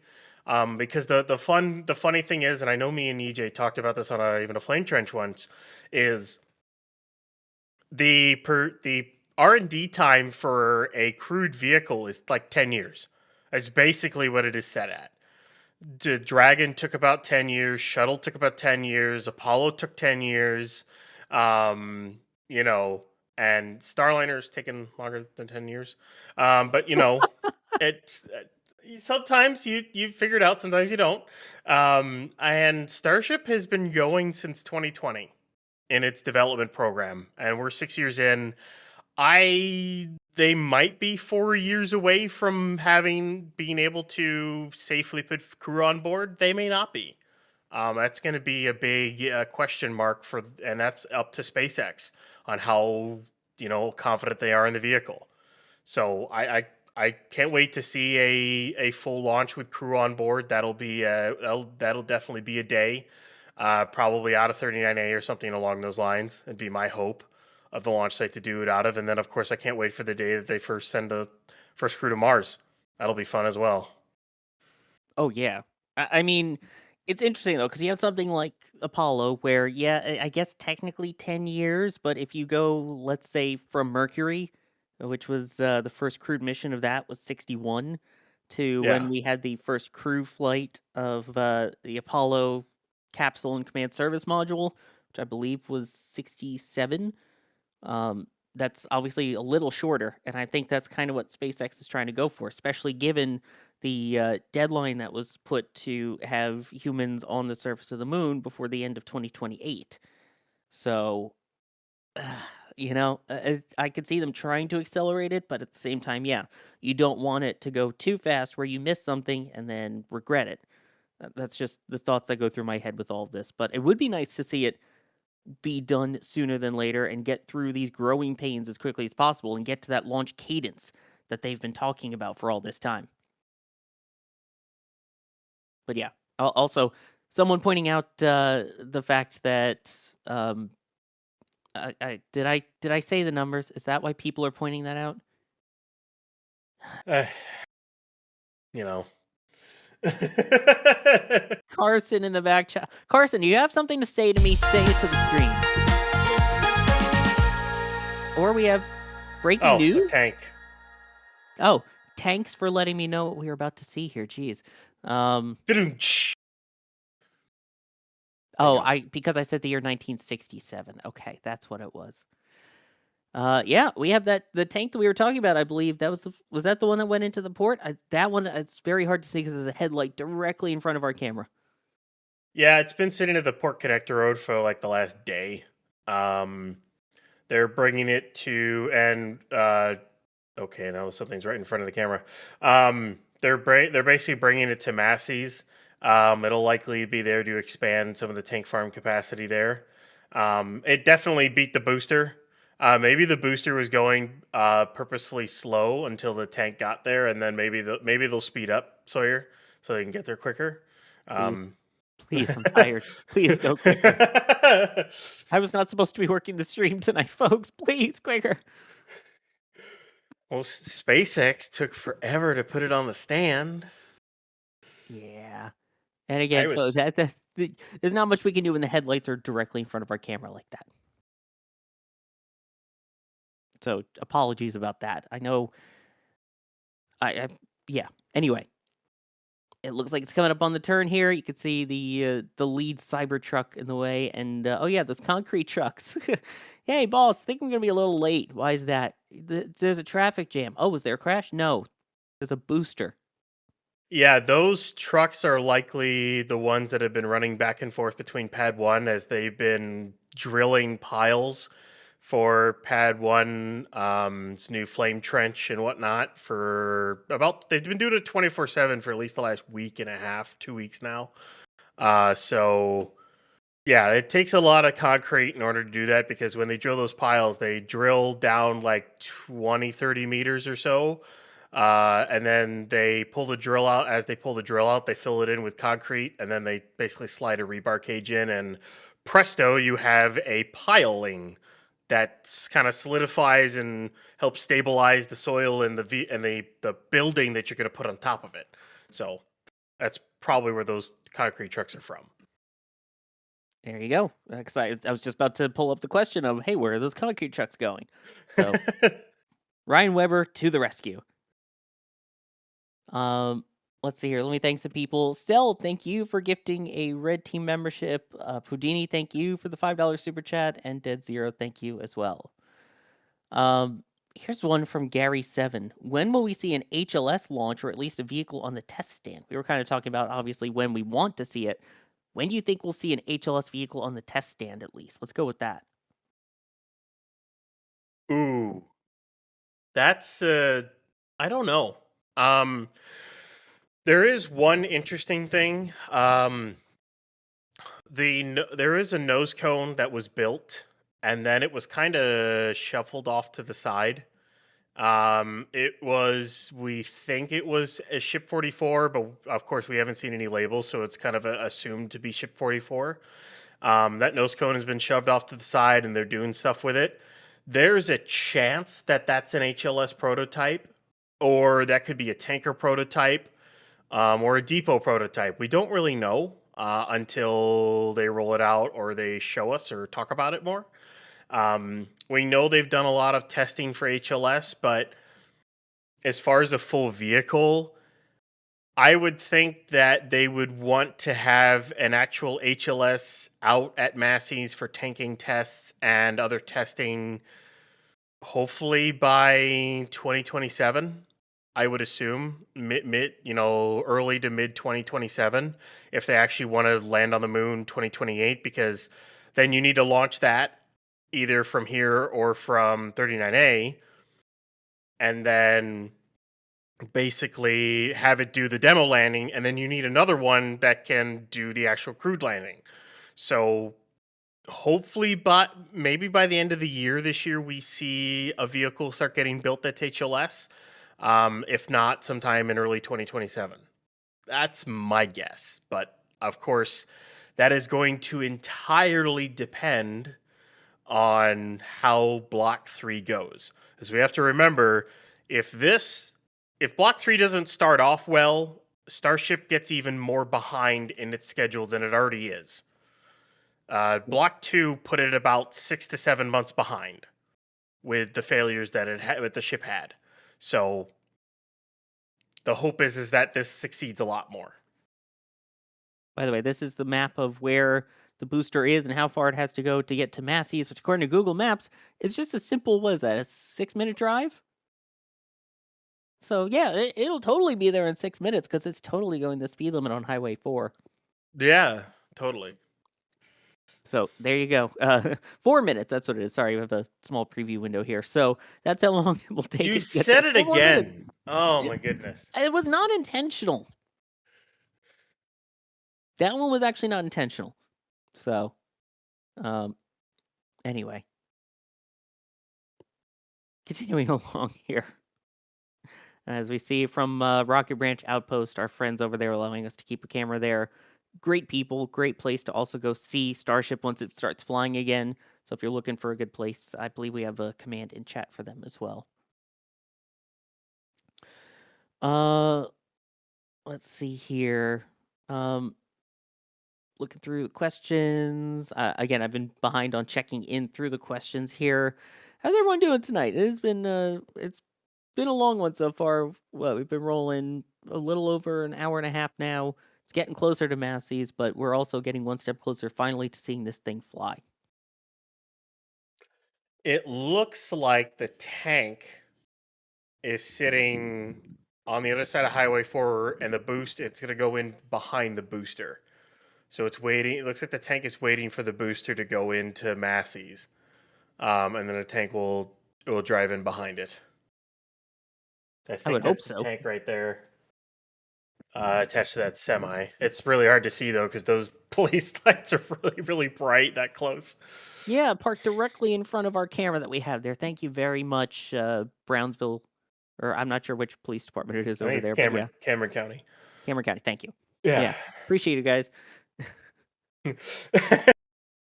But yeah.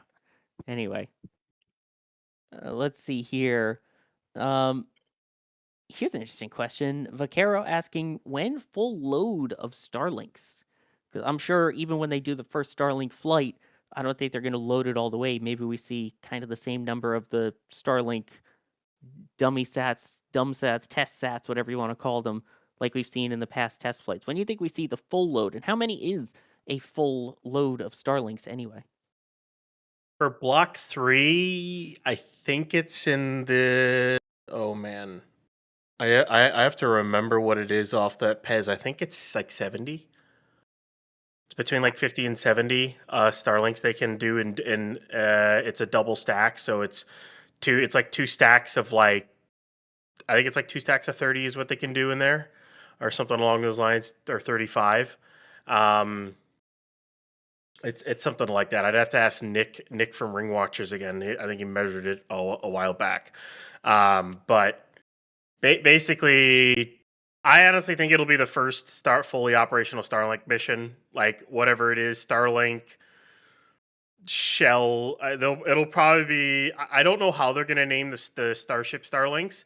They'll probably name them the same shells as Falcon because they're going to go into that same inclination because eventually all the V3 sats are going to replace all the V2 sats.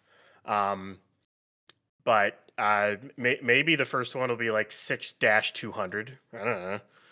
Who knows? Because we just recently hit 6-100 on that. The 100th, which was 6101, because that makes Yeah. sense. But yeah, I still remember when they were into like 4-20 and it took forever because it was a partial ride share that 4-3 finally showed up. I still remember that. But there's a solid chance that they start with Starlink 1-1. Basically, they go into Shell 1 and it's a replacement of the 1-1 sats. I don't know if they'll do it like that or if they'll do maybe a 1-40. I don't remember how many in that shell went up. So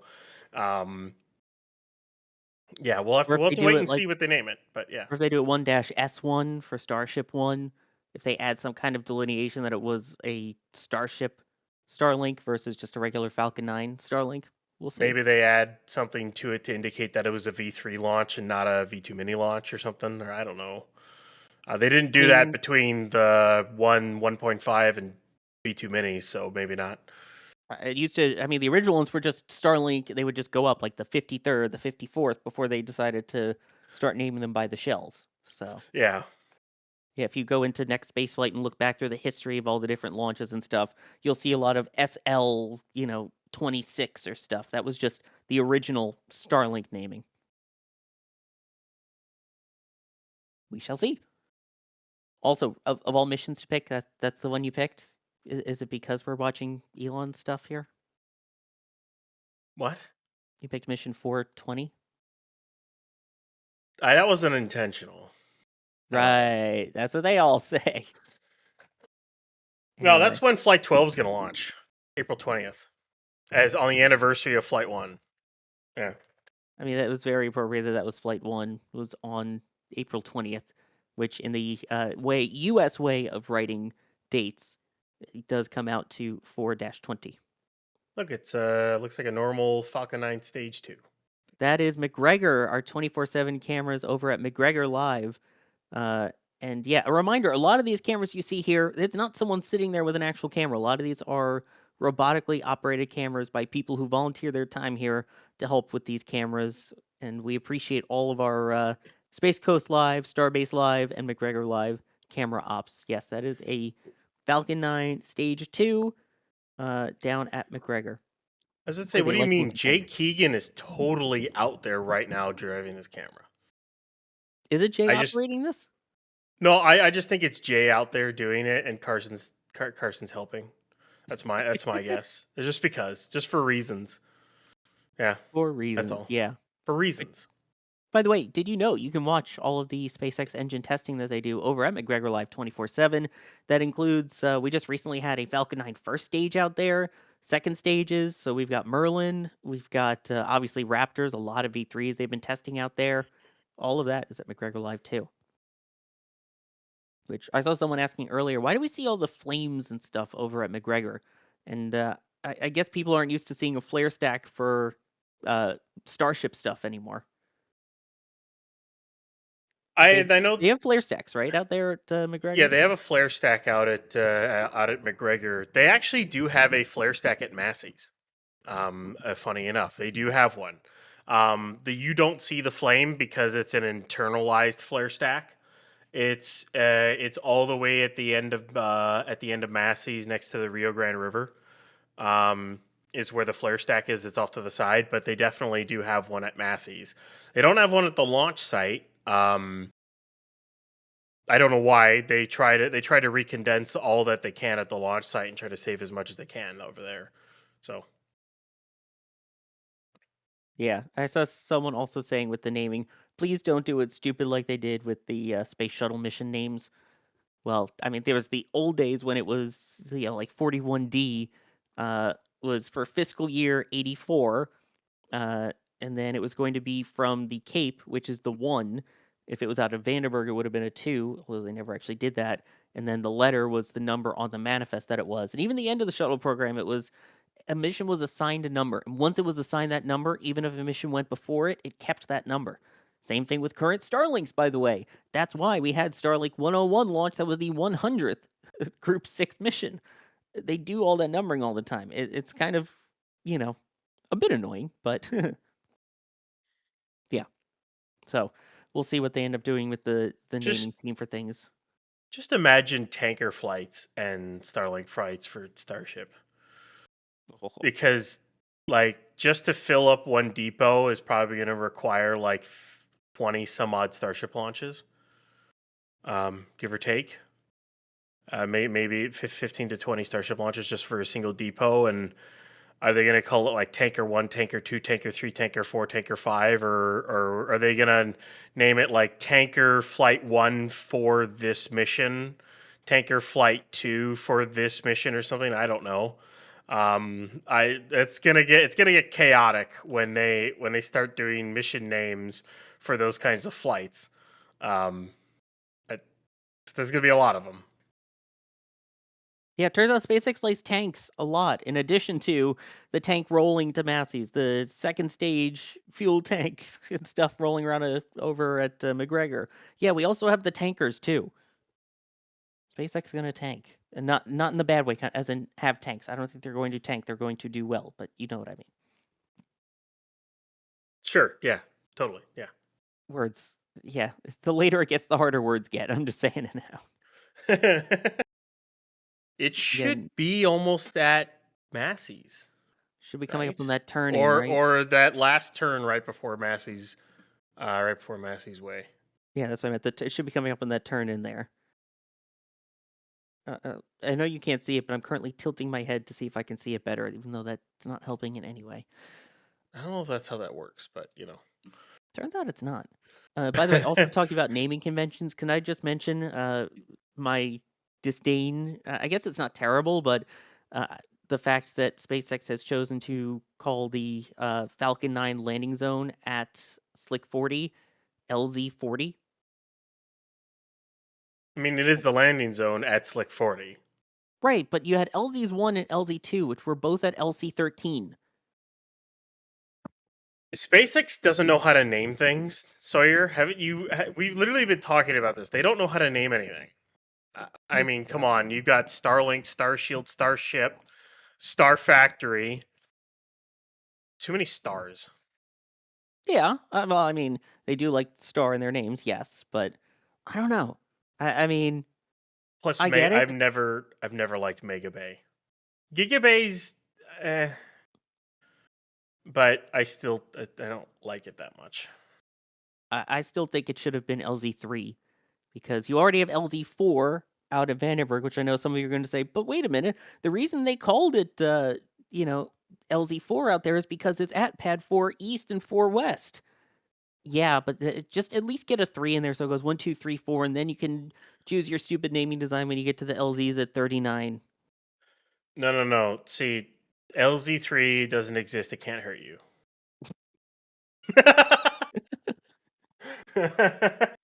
Touche. Little over a mile to go, folks. If you can't tell, we're getting a little delirious here, waiting for this thing to get to Masseys. Yeah, I keep looking at the clock. Oh, it's only 1:48 a.m. That's 2:48 a.m. my time. So I get it. We're hanging in there, folks.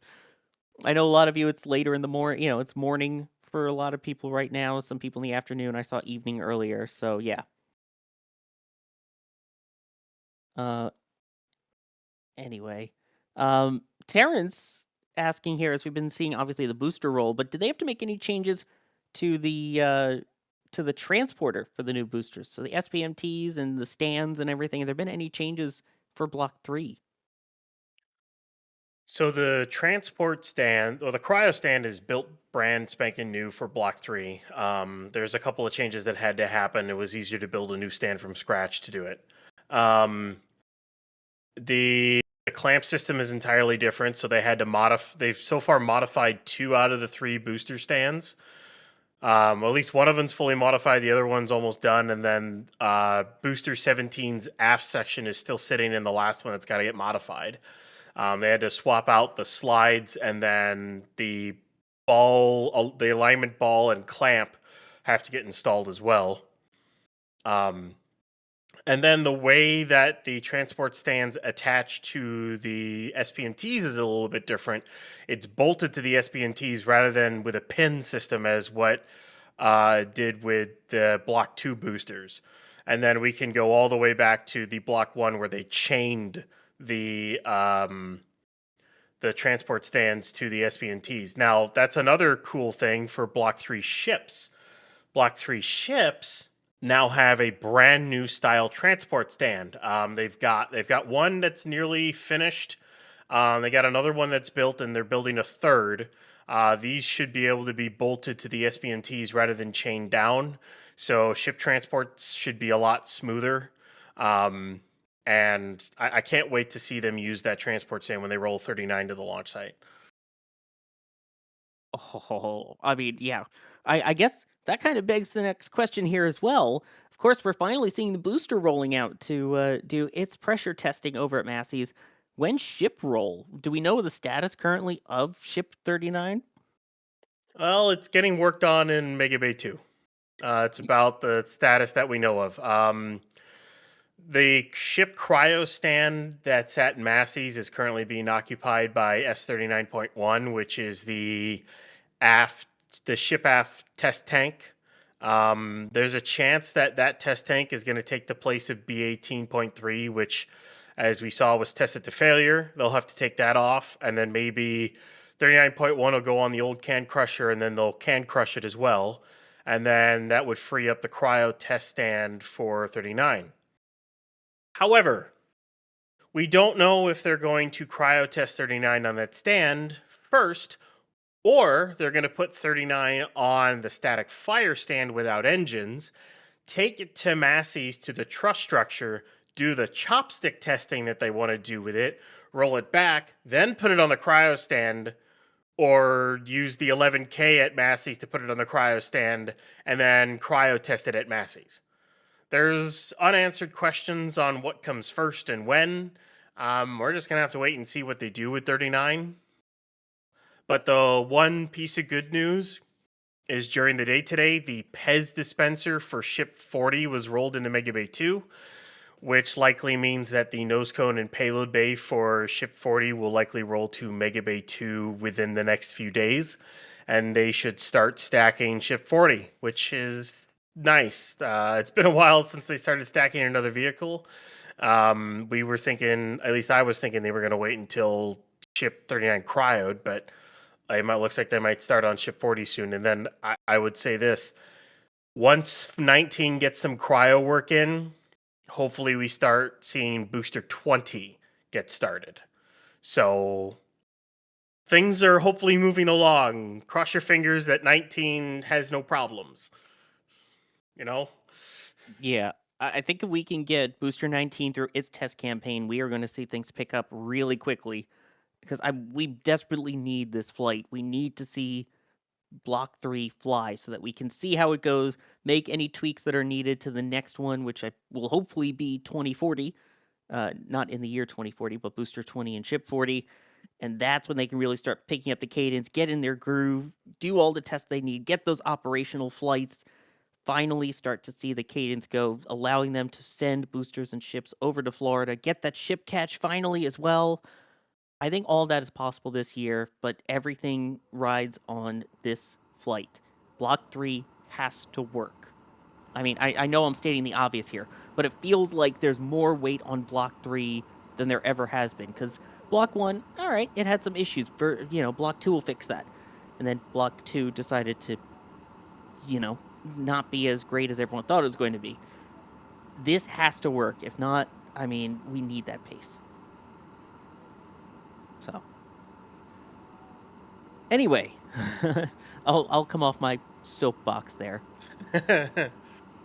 Cowsking asking, how many engines do you expect to fail, if any, on IFT 12? Do you expect it to be perfect or similar to IFT 1? Ryan, I'll let Mr. Optimus go first, and I'll give my opinion. Considering it's Raptor 3, it's a clean sheet booster design, the plumbing's changed, I would not be surprised if there were a few engine failures on ascent with Flight 12. I think the goal for Flight 12, as I don't know if SpaceX would say it out loud, but this is just me. I think the goal of Flight 12 is to make it to stage separation. Yes, I think we are going back to that. I think that's the goal we're going back to. It's such a new design that I really think it's get to stage sep and hopefully get the ship into coast phase, and the cherry on top would be getting the booster to its landing config. I think that is Flight 12. I mean, I think it's going to have all 33 running at liftoff. I think that's safe to say that we will see it with 33 full engines going at liftoff. Like you said, maybe 1 or 2 pop on ascent, but I shouldn't say pop, I should shut down.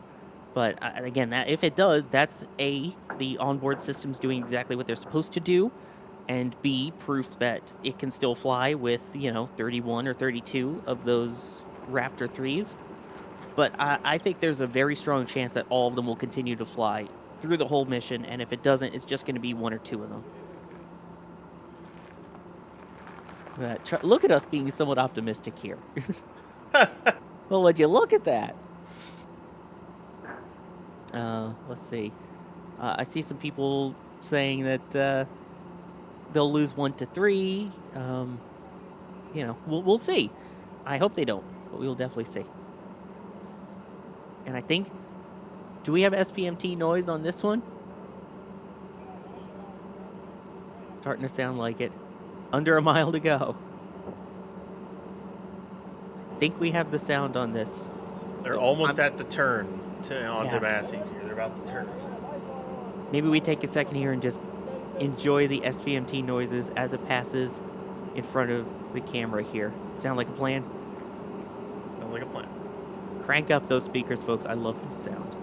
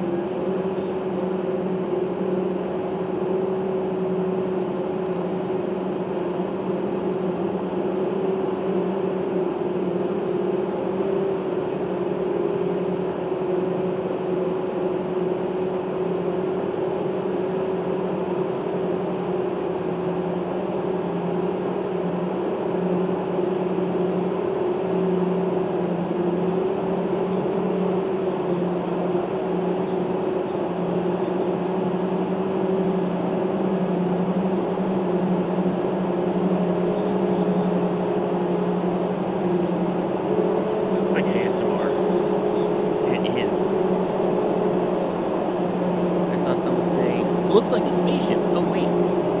Sounds like one, too. It's amazing with all of those wheels, how tight they can make these turns, too.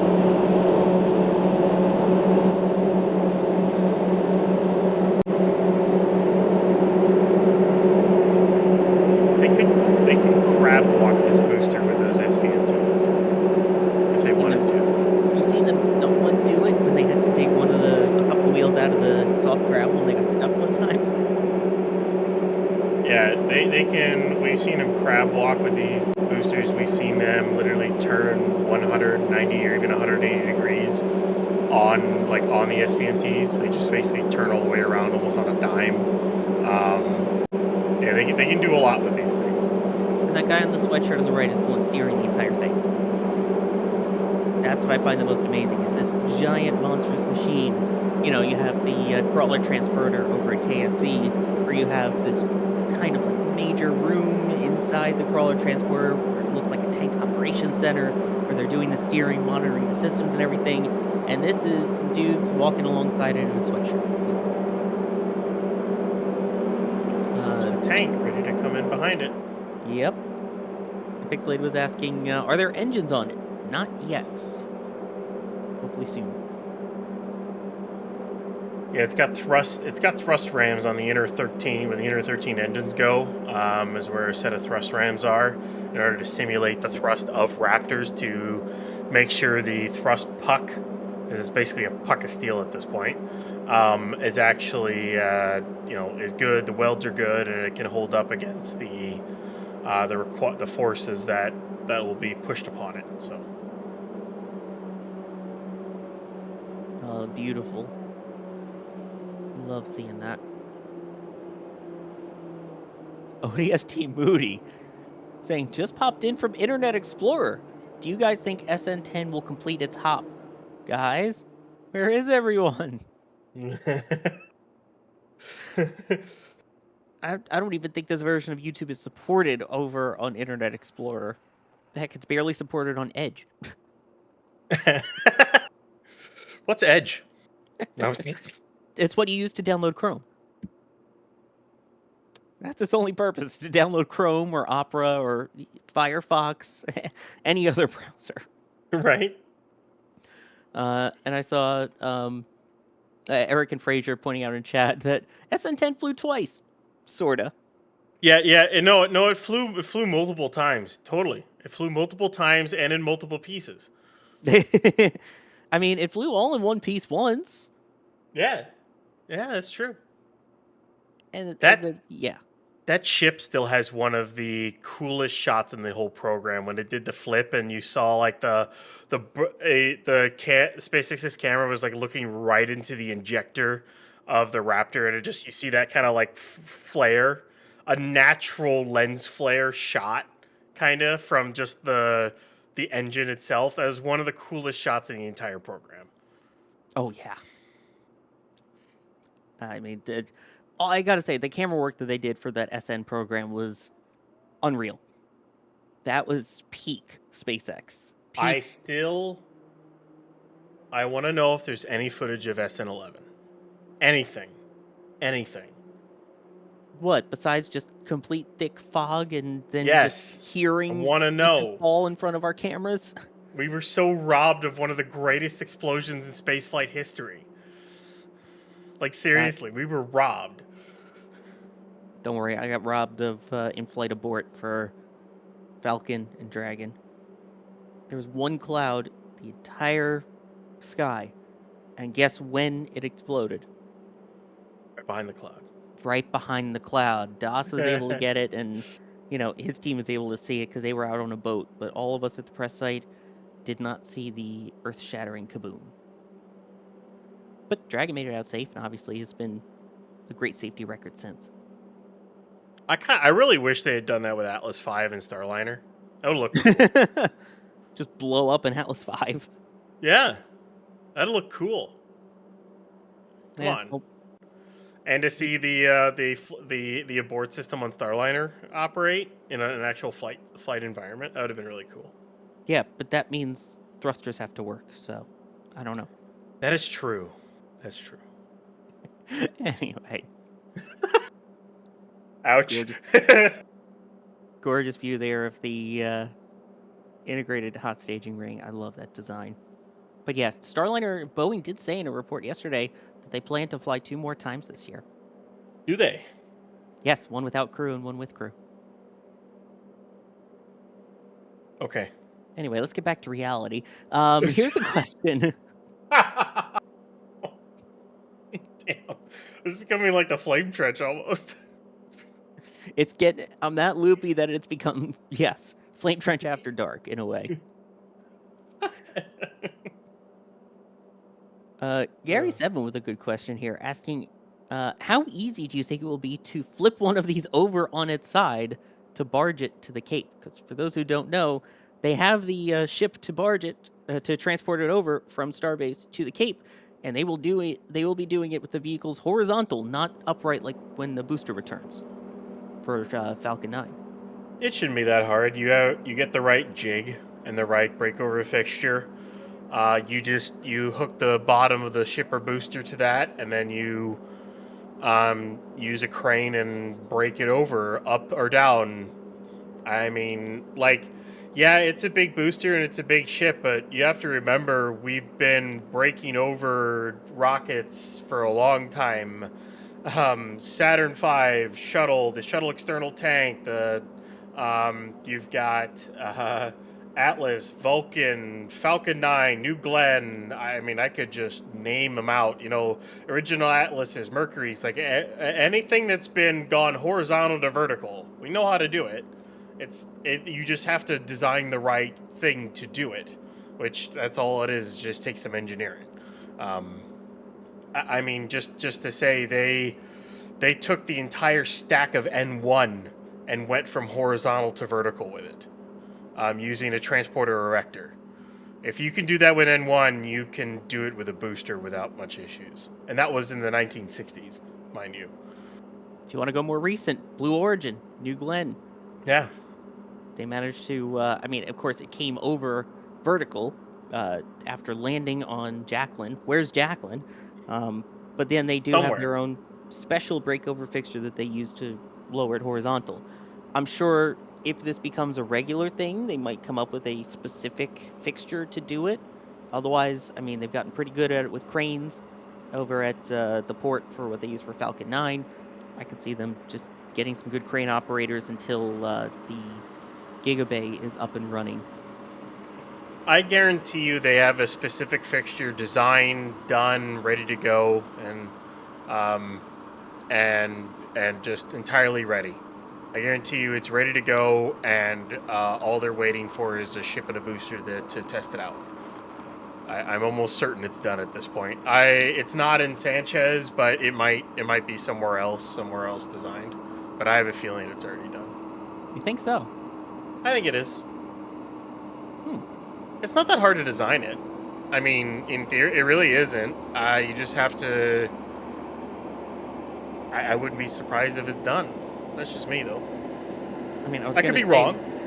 I am wrong a lot. As Kevin Michael Reed loves to point out, I am wrong a lot. So there's a chance that I am wrong. I don't think I am, but there's a chance I'm wrong. True. I was just about to say, but yeah, would SpaceX come up with something just to, break over a couple of times over at the Cape before they switched to Gigabay? And then I remembered what they did for the static fires out at Pad 1. That was used, twice? For two flights? Now it's scrapped. They actually cut that star stool up, so it is no more. It has been torn asunder. It is no more. It has ceased to be. It has gone to meet its maker. It is, and all the other dead parrots get lines.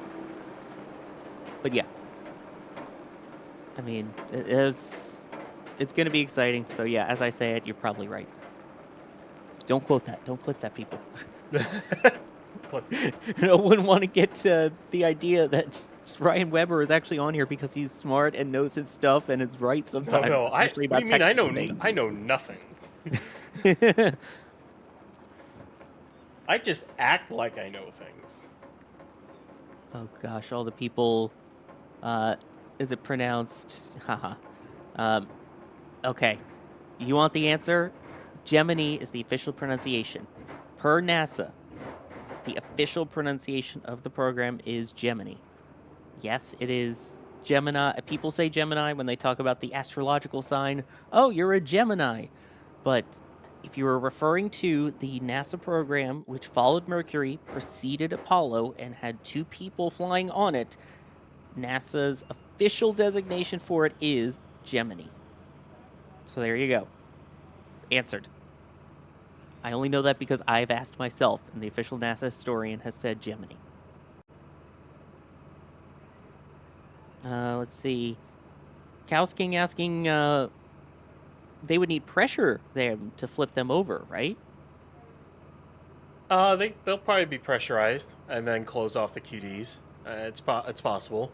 There is one thing though. They have significantly beefed up the internal supports of these vehicles since like the Ship 20 Booster 4 days.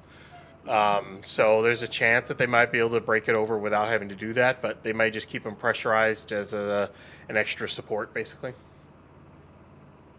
I mean, I could see that happening. I feel like they would kind of have to pressurize it, give it that extra rigidity. Well, it's a hard word to say. That extra, rigidness to give it that extra strength to it. But we'll see. And then again, because is the booster somewhat pressurized anyway when it's on that transport stand, which is on its way? You can see there with the tank now coming behind it. Is it pressurized a little bit? It should be pressurized a little bit. Back in the day, they used to have to keep a pressurization system hooked up to it. But these days, they either depress it and then just kind of cap it off, or they pre-press the tanks and then basically just cap off the lines and close the valves, and then it just has that gas in it as a pressurization gas while it gets transported. It's either one. It's honestly hard to tell sometimes. Yeah. Let's see here. People talking about all the trucks and all the SPMTs. Again, the number of wheels that SpaceX owns at Starbase is quite impressive. And people saying that tank is for Masseys. For people who might just become, joining in, this is a Masseys test tank that they're bringing over, right? This isn't for the pad or anything. This is Masseys. This is a cryogenic storage tank. Whether the labels mainly say liquid oxygen on it. I think this can hold 1,000 cubic meters of liquid oxygen at 7 bar. I think is what it was, or something along those lines. Which is a decent amount volume of liquid oxygen. My guess is it's to increase the capacity there at Masseys. They also might end up using it for liquid nitrogen instead. But with the amount of testing increase in Masseys and everything like that, adding more capacity to it is always helpful. It means less tanker runs they have to do over time every time they do a test. So this is a storage tank for cryofluids. Yep. There we go. 2-for-1 package tonight, folks. Let's see. Oh, people talking about SN9 tried to break over in the bay. It got depressed and wanted to lie against the high bay. That's what it did. Let's see here.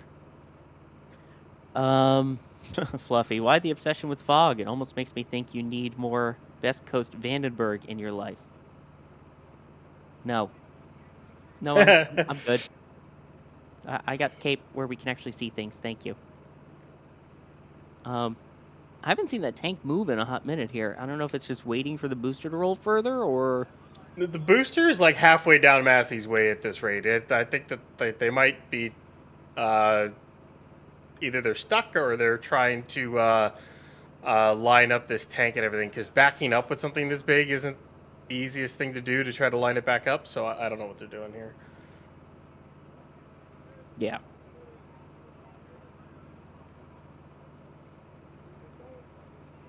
Let's see here. Again, trying to look through all the questions here.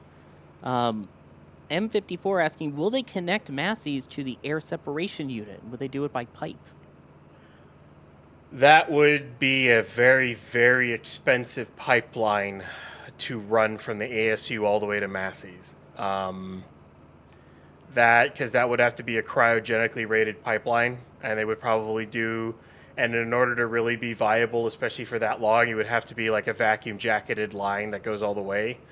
Have fun paying for that, and have fun getting the approvals to do such a thing. That's all I will say. What they will likely do to supply Massies in the future is there is a new ASU that was built in Brownsville, not the one that's at the launch site, but the one that's in Brownsville, and they will likely just continue to be trucked in from there in order to supply the liquid oxygen and liquid nitrogen and whatnot.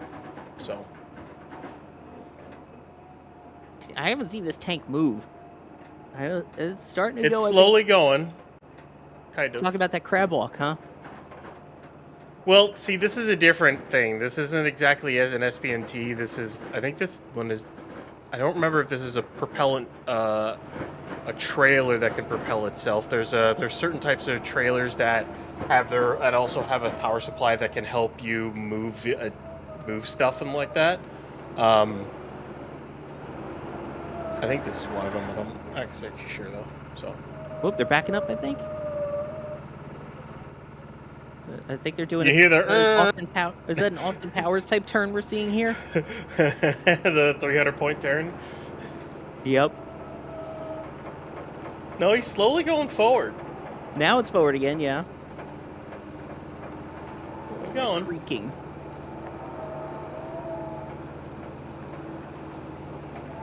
A long tank. Not kidding. I mean, like 1,000 cubic meters. You know.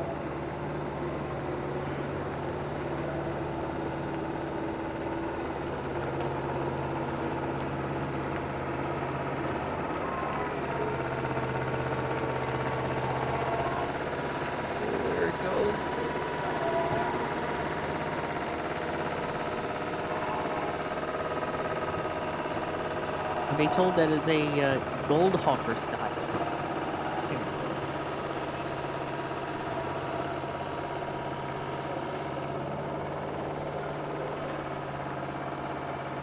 They got it. I mean, I never doubted it for a second. Totally not. I believed them all the way.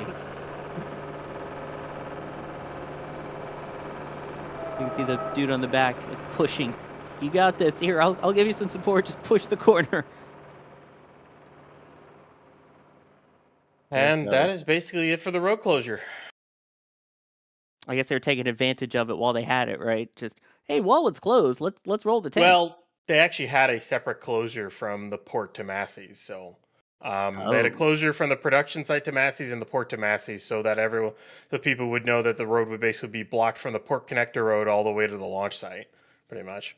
Yeah, you want to get anywhere around Highway 4 in that time period? Not happening. Good luck. And for anyone asking why they always wait for the nights is because, like, there's a lot less traffic. I know at times they have rolled out a vehicle and it's like 5-6 o'clock and the sun's still up, but they don't roll because that's like shift change. Imagine trying to block the road with a booster like that for 2 hours during a shift change. Oh, that would be chaos. They've done it before and they don't ever want to do it again. So that's why either they'd go for the dead middle of the day when it's in the middle of shift, or dead middle of night when it's in the middle of shift. So makes sense. I prefer it when they do in the day shift, but makes sense. I hope this is an intact booster rolling back during the day. I hope. I want it. Please, SpaceX. Oh man. Well, yeah, that's it for the closure. Both the tank and the vehicle are now. I mean, the vehicle's almost at Masseys. The tank's on Masseys' way. It's very slowly going down a dirt road. It's like a mile long until it gets to Masseys and until it gets to its parking spot. So there's, yeah. You'd think that's something they'd pave by now. I mean, come on, you want that stainless steel looking cleaner than your microwave until it gets roasty, toasty at liftoff. But still, surprised they don't pave that. Bideford coming in with a very generous $25 super chat. Thank you, Bideford. Saying, doesn't matter how many times, aka every time, there's either a booster or a ship moving on Highway 4, I learned something new. Love you guys. We love you too, Bideford. Always a pleasure to see you here. Thank you so much for that. Indeed. And pixelated using their 21-month Red Team membership milestone to say thanks. Well, thank you as well. We appreciate it. Oh, man. This has been quite an eventful morning here already. And keep in mind, over at the Cape, there is also the wet dress rehearsal. People are on station for it. Of course, they don't begin propellant load till about 10 hours before the simulated T0, which is going to be 9 p.m. Eastern Time on the 2nd. So that's still happening right now over at the Cape side. We already saw a second stage being moved around over at Masseys, also, or at, McGregor, also in Texas. All of this happening all at the same time today. It's a busy day indeed. If only there was a Falcon launch just to put the icing on the cake, but alas, not yet. Let's see here.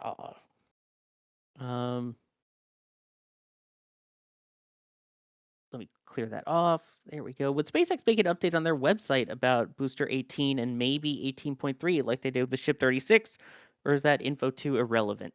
I don't think that's big enough that they would post something out there. Plus, as we've seen with them still rolling boosters and things, it's not like 18.3 totally shut down Massies or anything. Obviously, they're still bringing boosters out there. Yeah, I think we might learn stuff about Booster 18 when they do their Flight 12 update, like before, because they always do that info drop before a new flight. They may say something about what happened to 18. They may not. I just kind of have to wait and see. They'll definitely be talking about all the changes with these two, with Booster and everything. So I can't wait. I hope we get an actual technical update on the next Starship stream because so much has changed. It really has. I mean, not. Did you know Starship's big? Wait, really? Did you know one side?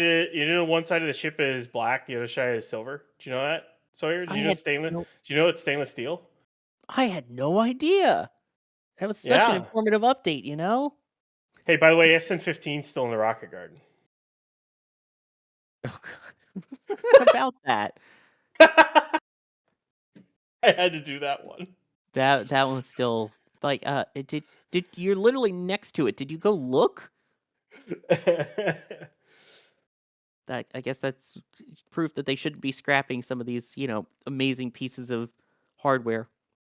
Or, still flying historic boosters that are the only ones that have the NASA logo on it until something happens with it on landing and then you lose V1058. I mean, hypothetical. Yeah, hypothetical. Worst Christmas gift ever. Carson Speaks! Carson. It is the voice of Overnight God. How's it going? It's going good. A little late. Or a little early. Yeah. I mean, yeah. Depends on who you ask.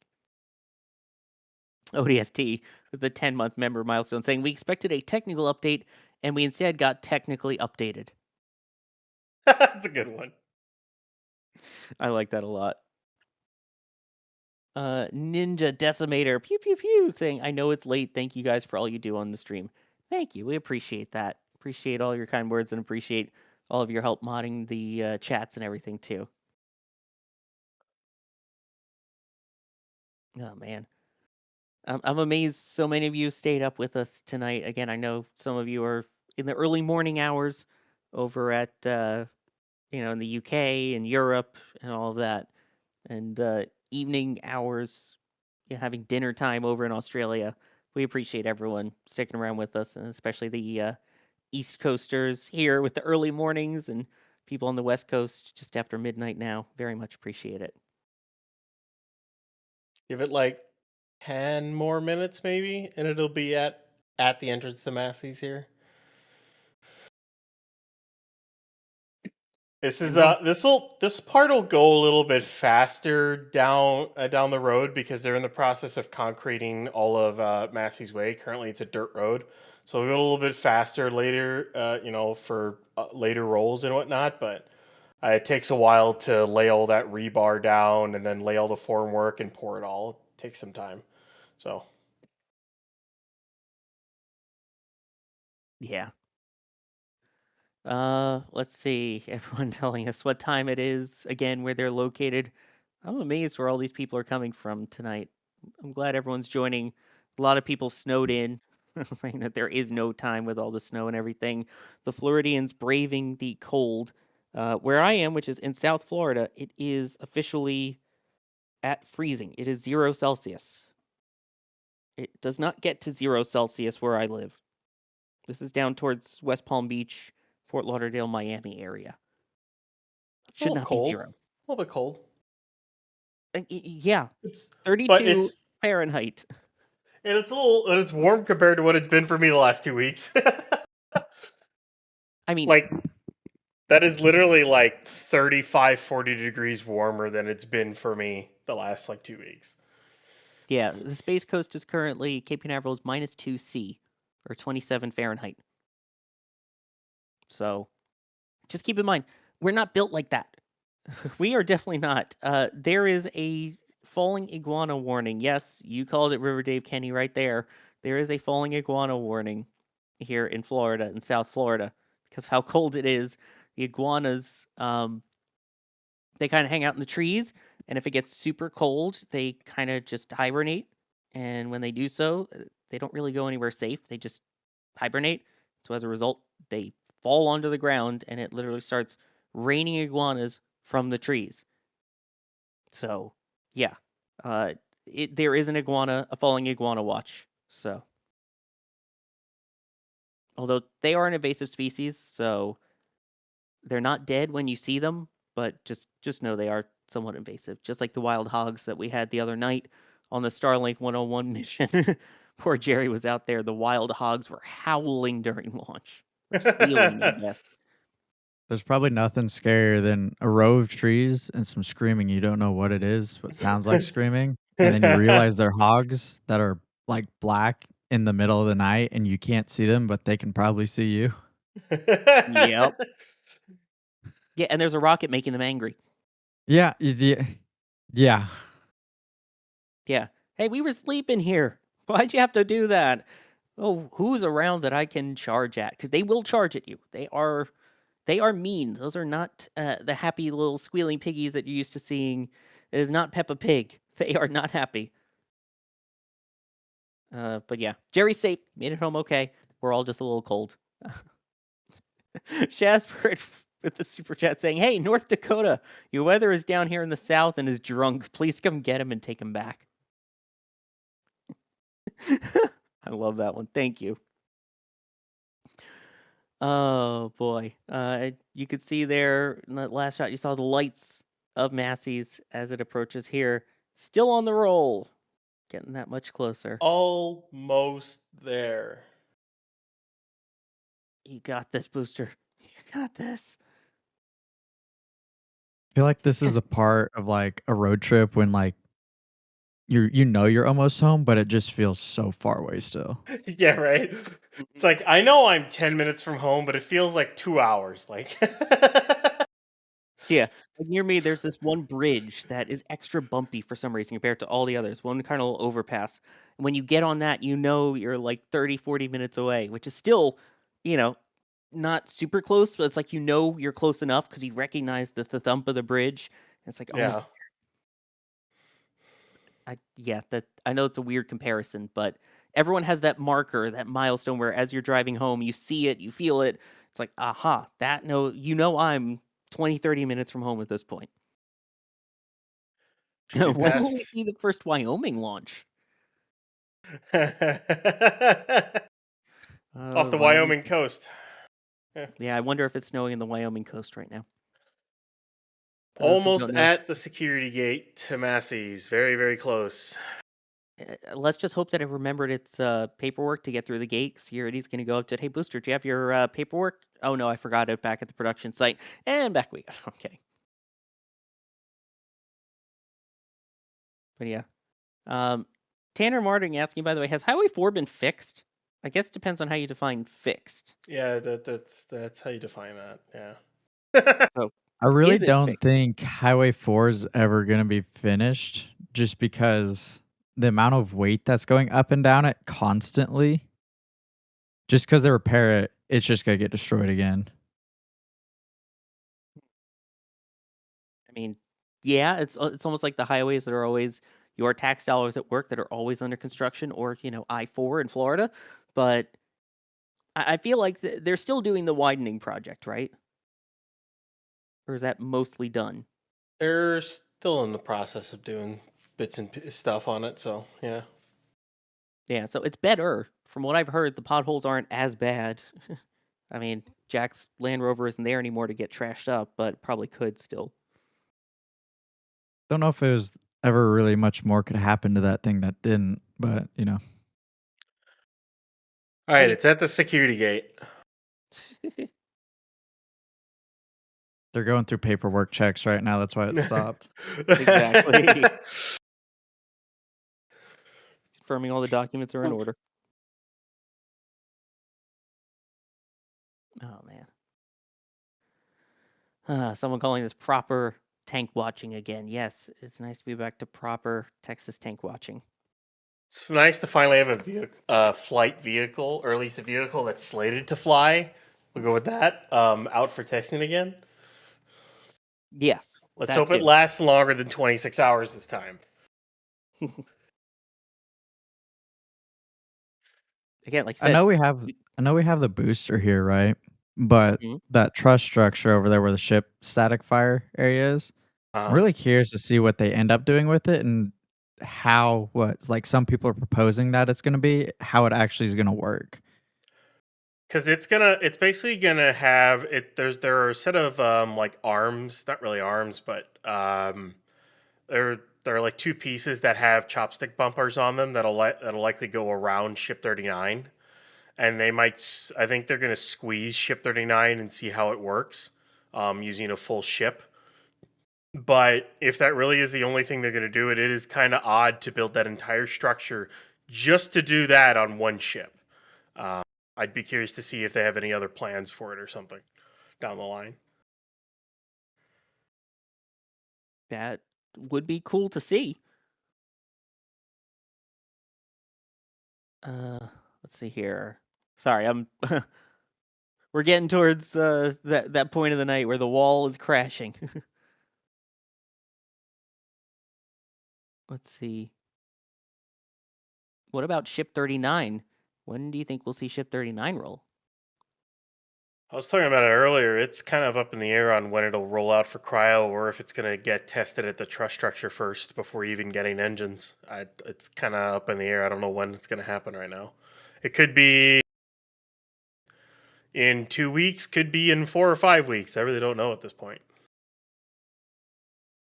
I mean, it's going to have to be sooner than later, I would imagine, if we want to actually get to a flight in hopefully March, maybe April.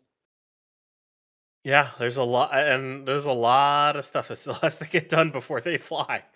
Like they got to test both vehicles. They got to test the new pad, static fire them both. As part of the testing of both of them, they got to static fire them. There's a ton of stuff they got to do still. But it's 6 weeks. Sure. Okay. Whatever, bro. Tell us how you really feel.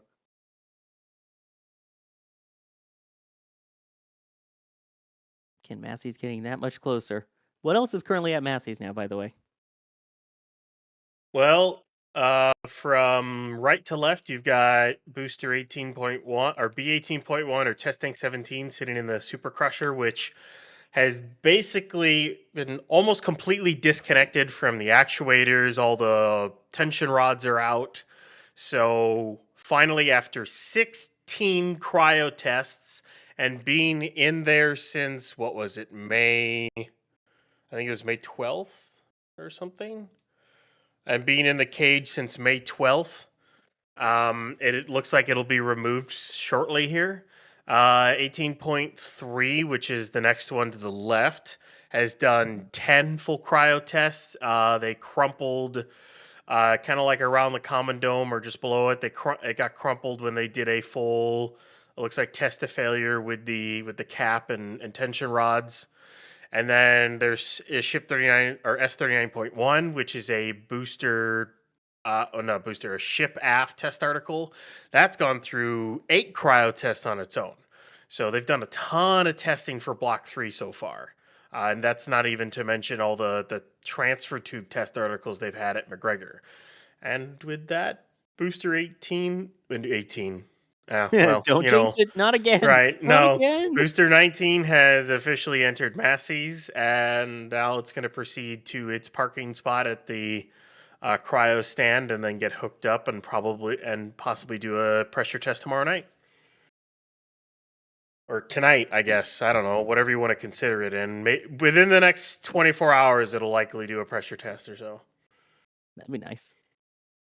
And of course, we'll have all of that over on Starbase Live, our 24/7 live cameras, where you can follow all of that testing as it happens and see all of the action going on down there. Which, by the way, I have to thank the team over at Starbase Live who've also been operating some of these cameras tonight remotely. We appreciate them staying up and helping as well to bring you all of those views that our team on the ground wasn't able to, because they're running around and they're trying to get all the shots. But the shots they did provide, oh my God, those are chef's kiss every time. I have to give a shout out to Caesar out in the field providing views and Gage providing those field views. I mean, the shot looking up at the booster with the moon right above it, cinema. I'm telling you, insert that meme, cinema, right here. That was beautiful. And just great work by both of them. And the one who was picking those views for you tonight was Carson Phillips, who also joined in there for the voice of Late Night God. Thank you, Carson, for doing all of that. And then, of course, couldn't do this without someone who knows their Starship stuff. And there are very few people that know as much here at NSF about Starship as you do. Ryan Weber, thank you for joining tonight. Well, thanks. It's always fun to get on and talk Starship. I haven't been able to do it since Booster 18. And because this is our first dedicated Starship stream since then. You know, there hasn't been anything going on, and we've been waiting for the next booster to come back out. So hopefully those Starship streams will pick back up again, with hopefully Flight 12 testing kicking into gear here. About those launch dates, hopefully they don't delay more. And again, of course, you can keep up to date with all of the stuff happening with the booster and see some of those photos and some of the video highlights of this, of course, on all of our socials. We're on all of the major ones: X, Facebook, Instagram, as well as Threads, TikTok, Blue Sky. You can check us all out there. I am Sawyer Rosenstein. I've been your host for this early morning rollout as we continue to get closer to the first flight of Starship Block 3. Thank you so much for joining us, everybody, and we will see you for the next one. And don't forget, also, over on Space Coast Live, we got that wet dress rehearsal coming up for Artemis.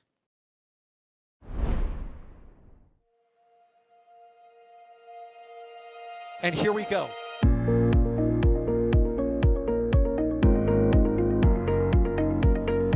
There's the W. Here's ignition. Doubling up. Did it just do a Kerbal? Back to the moon and beyond. Put that in the big bag, you know. Back at home, we all have a lot of work to do, but from here, that sure looks like a perfect world. Propulsion continues to be normal. We did have an observation. 343 unfolds to go. It's orange. Water towers can fly!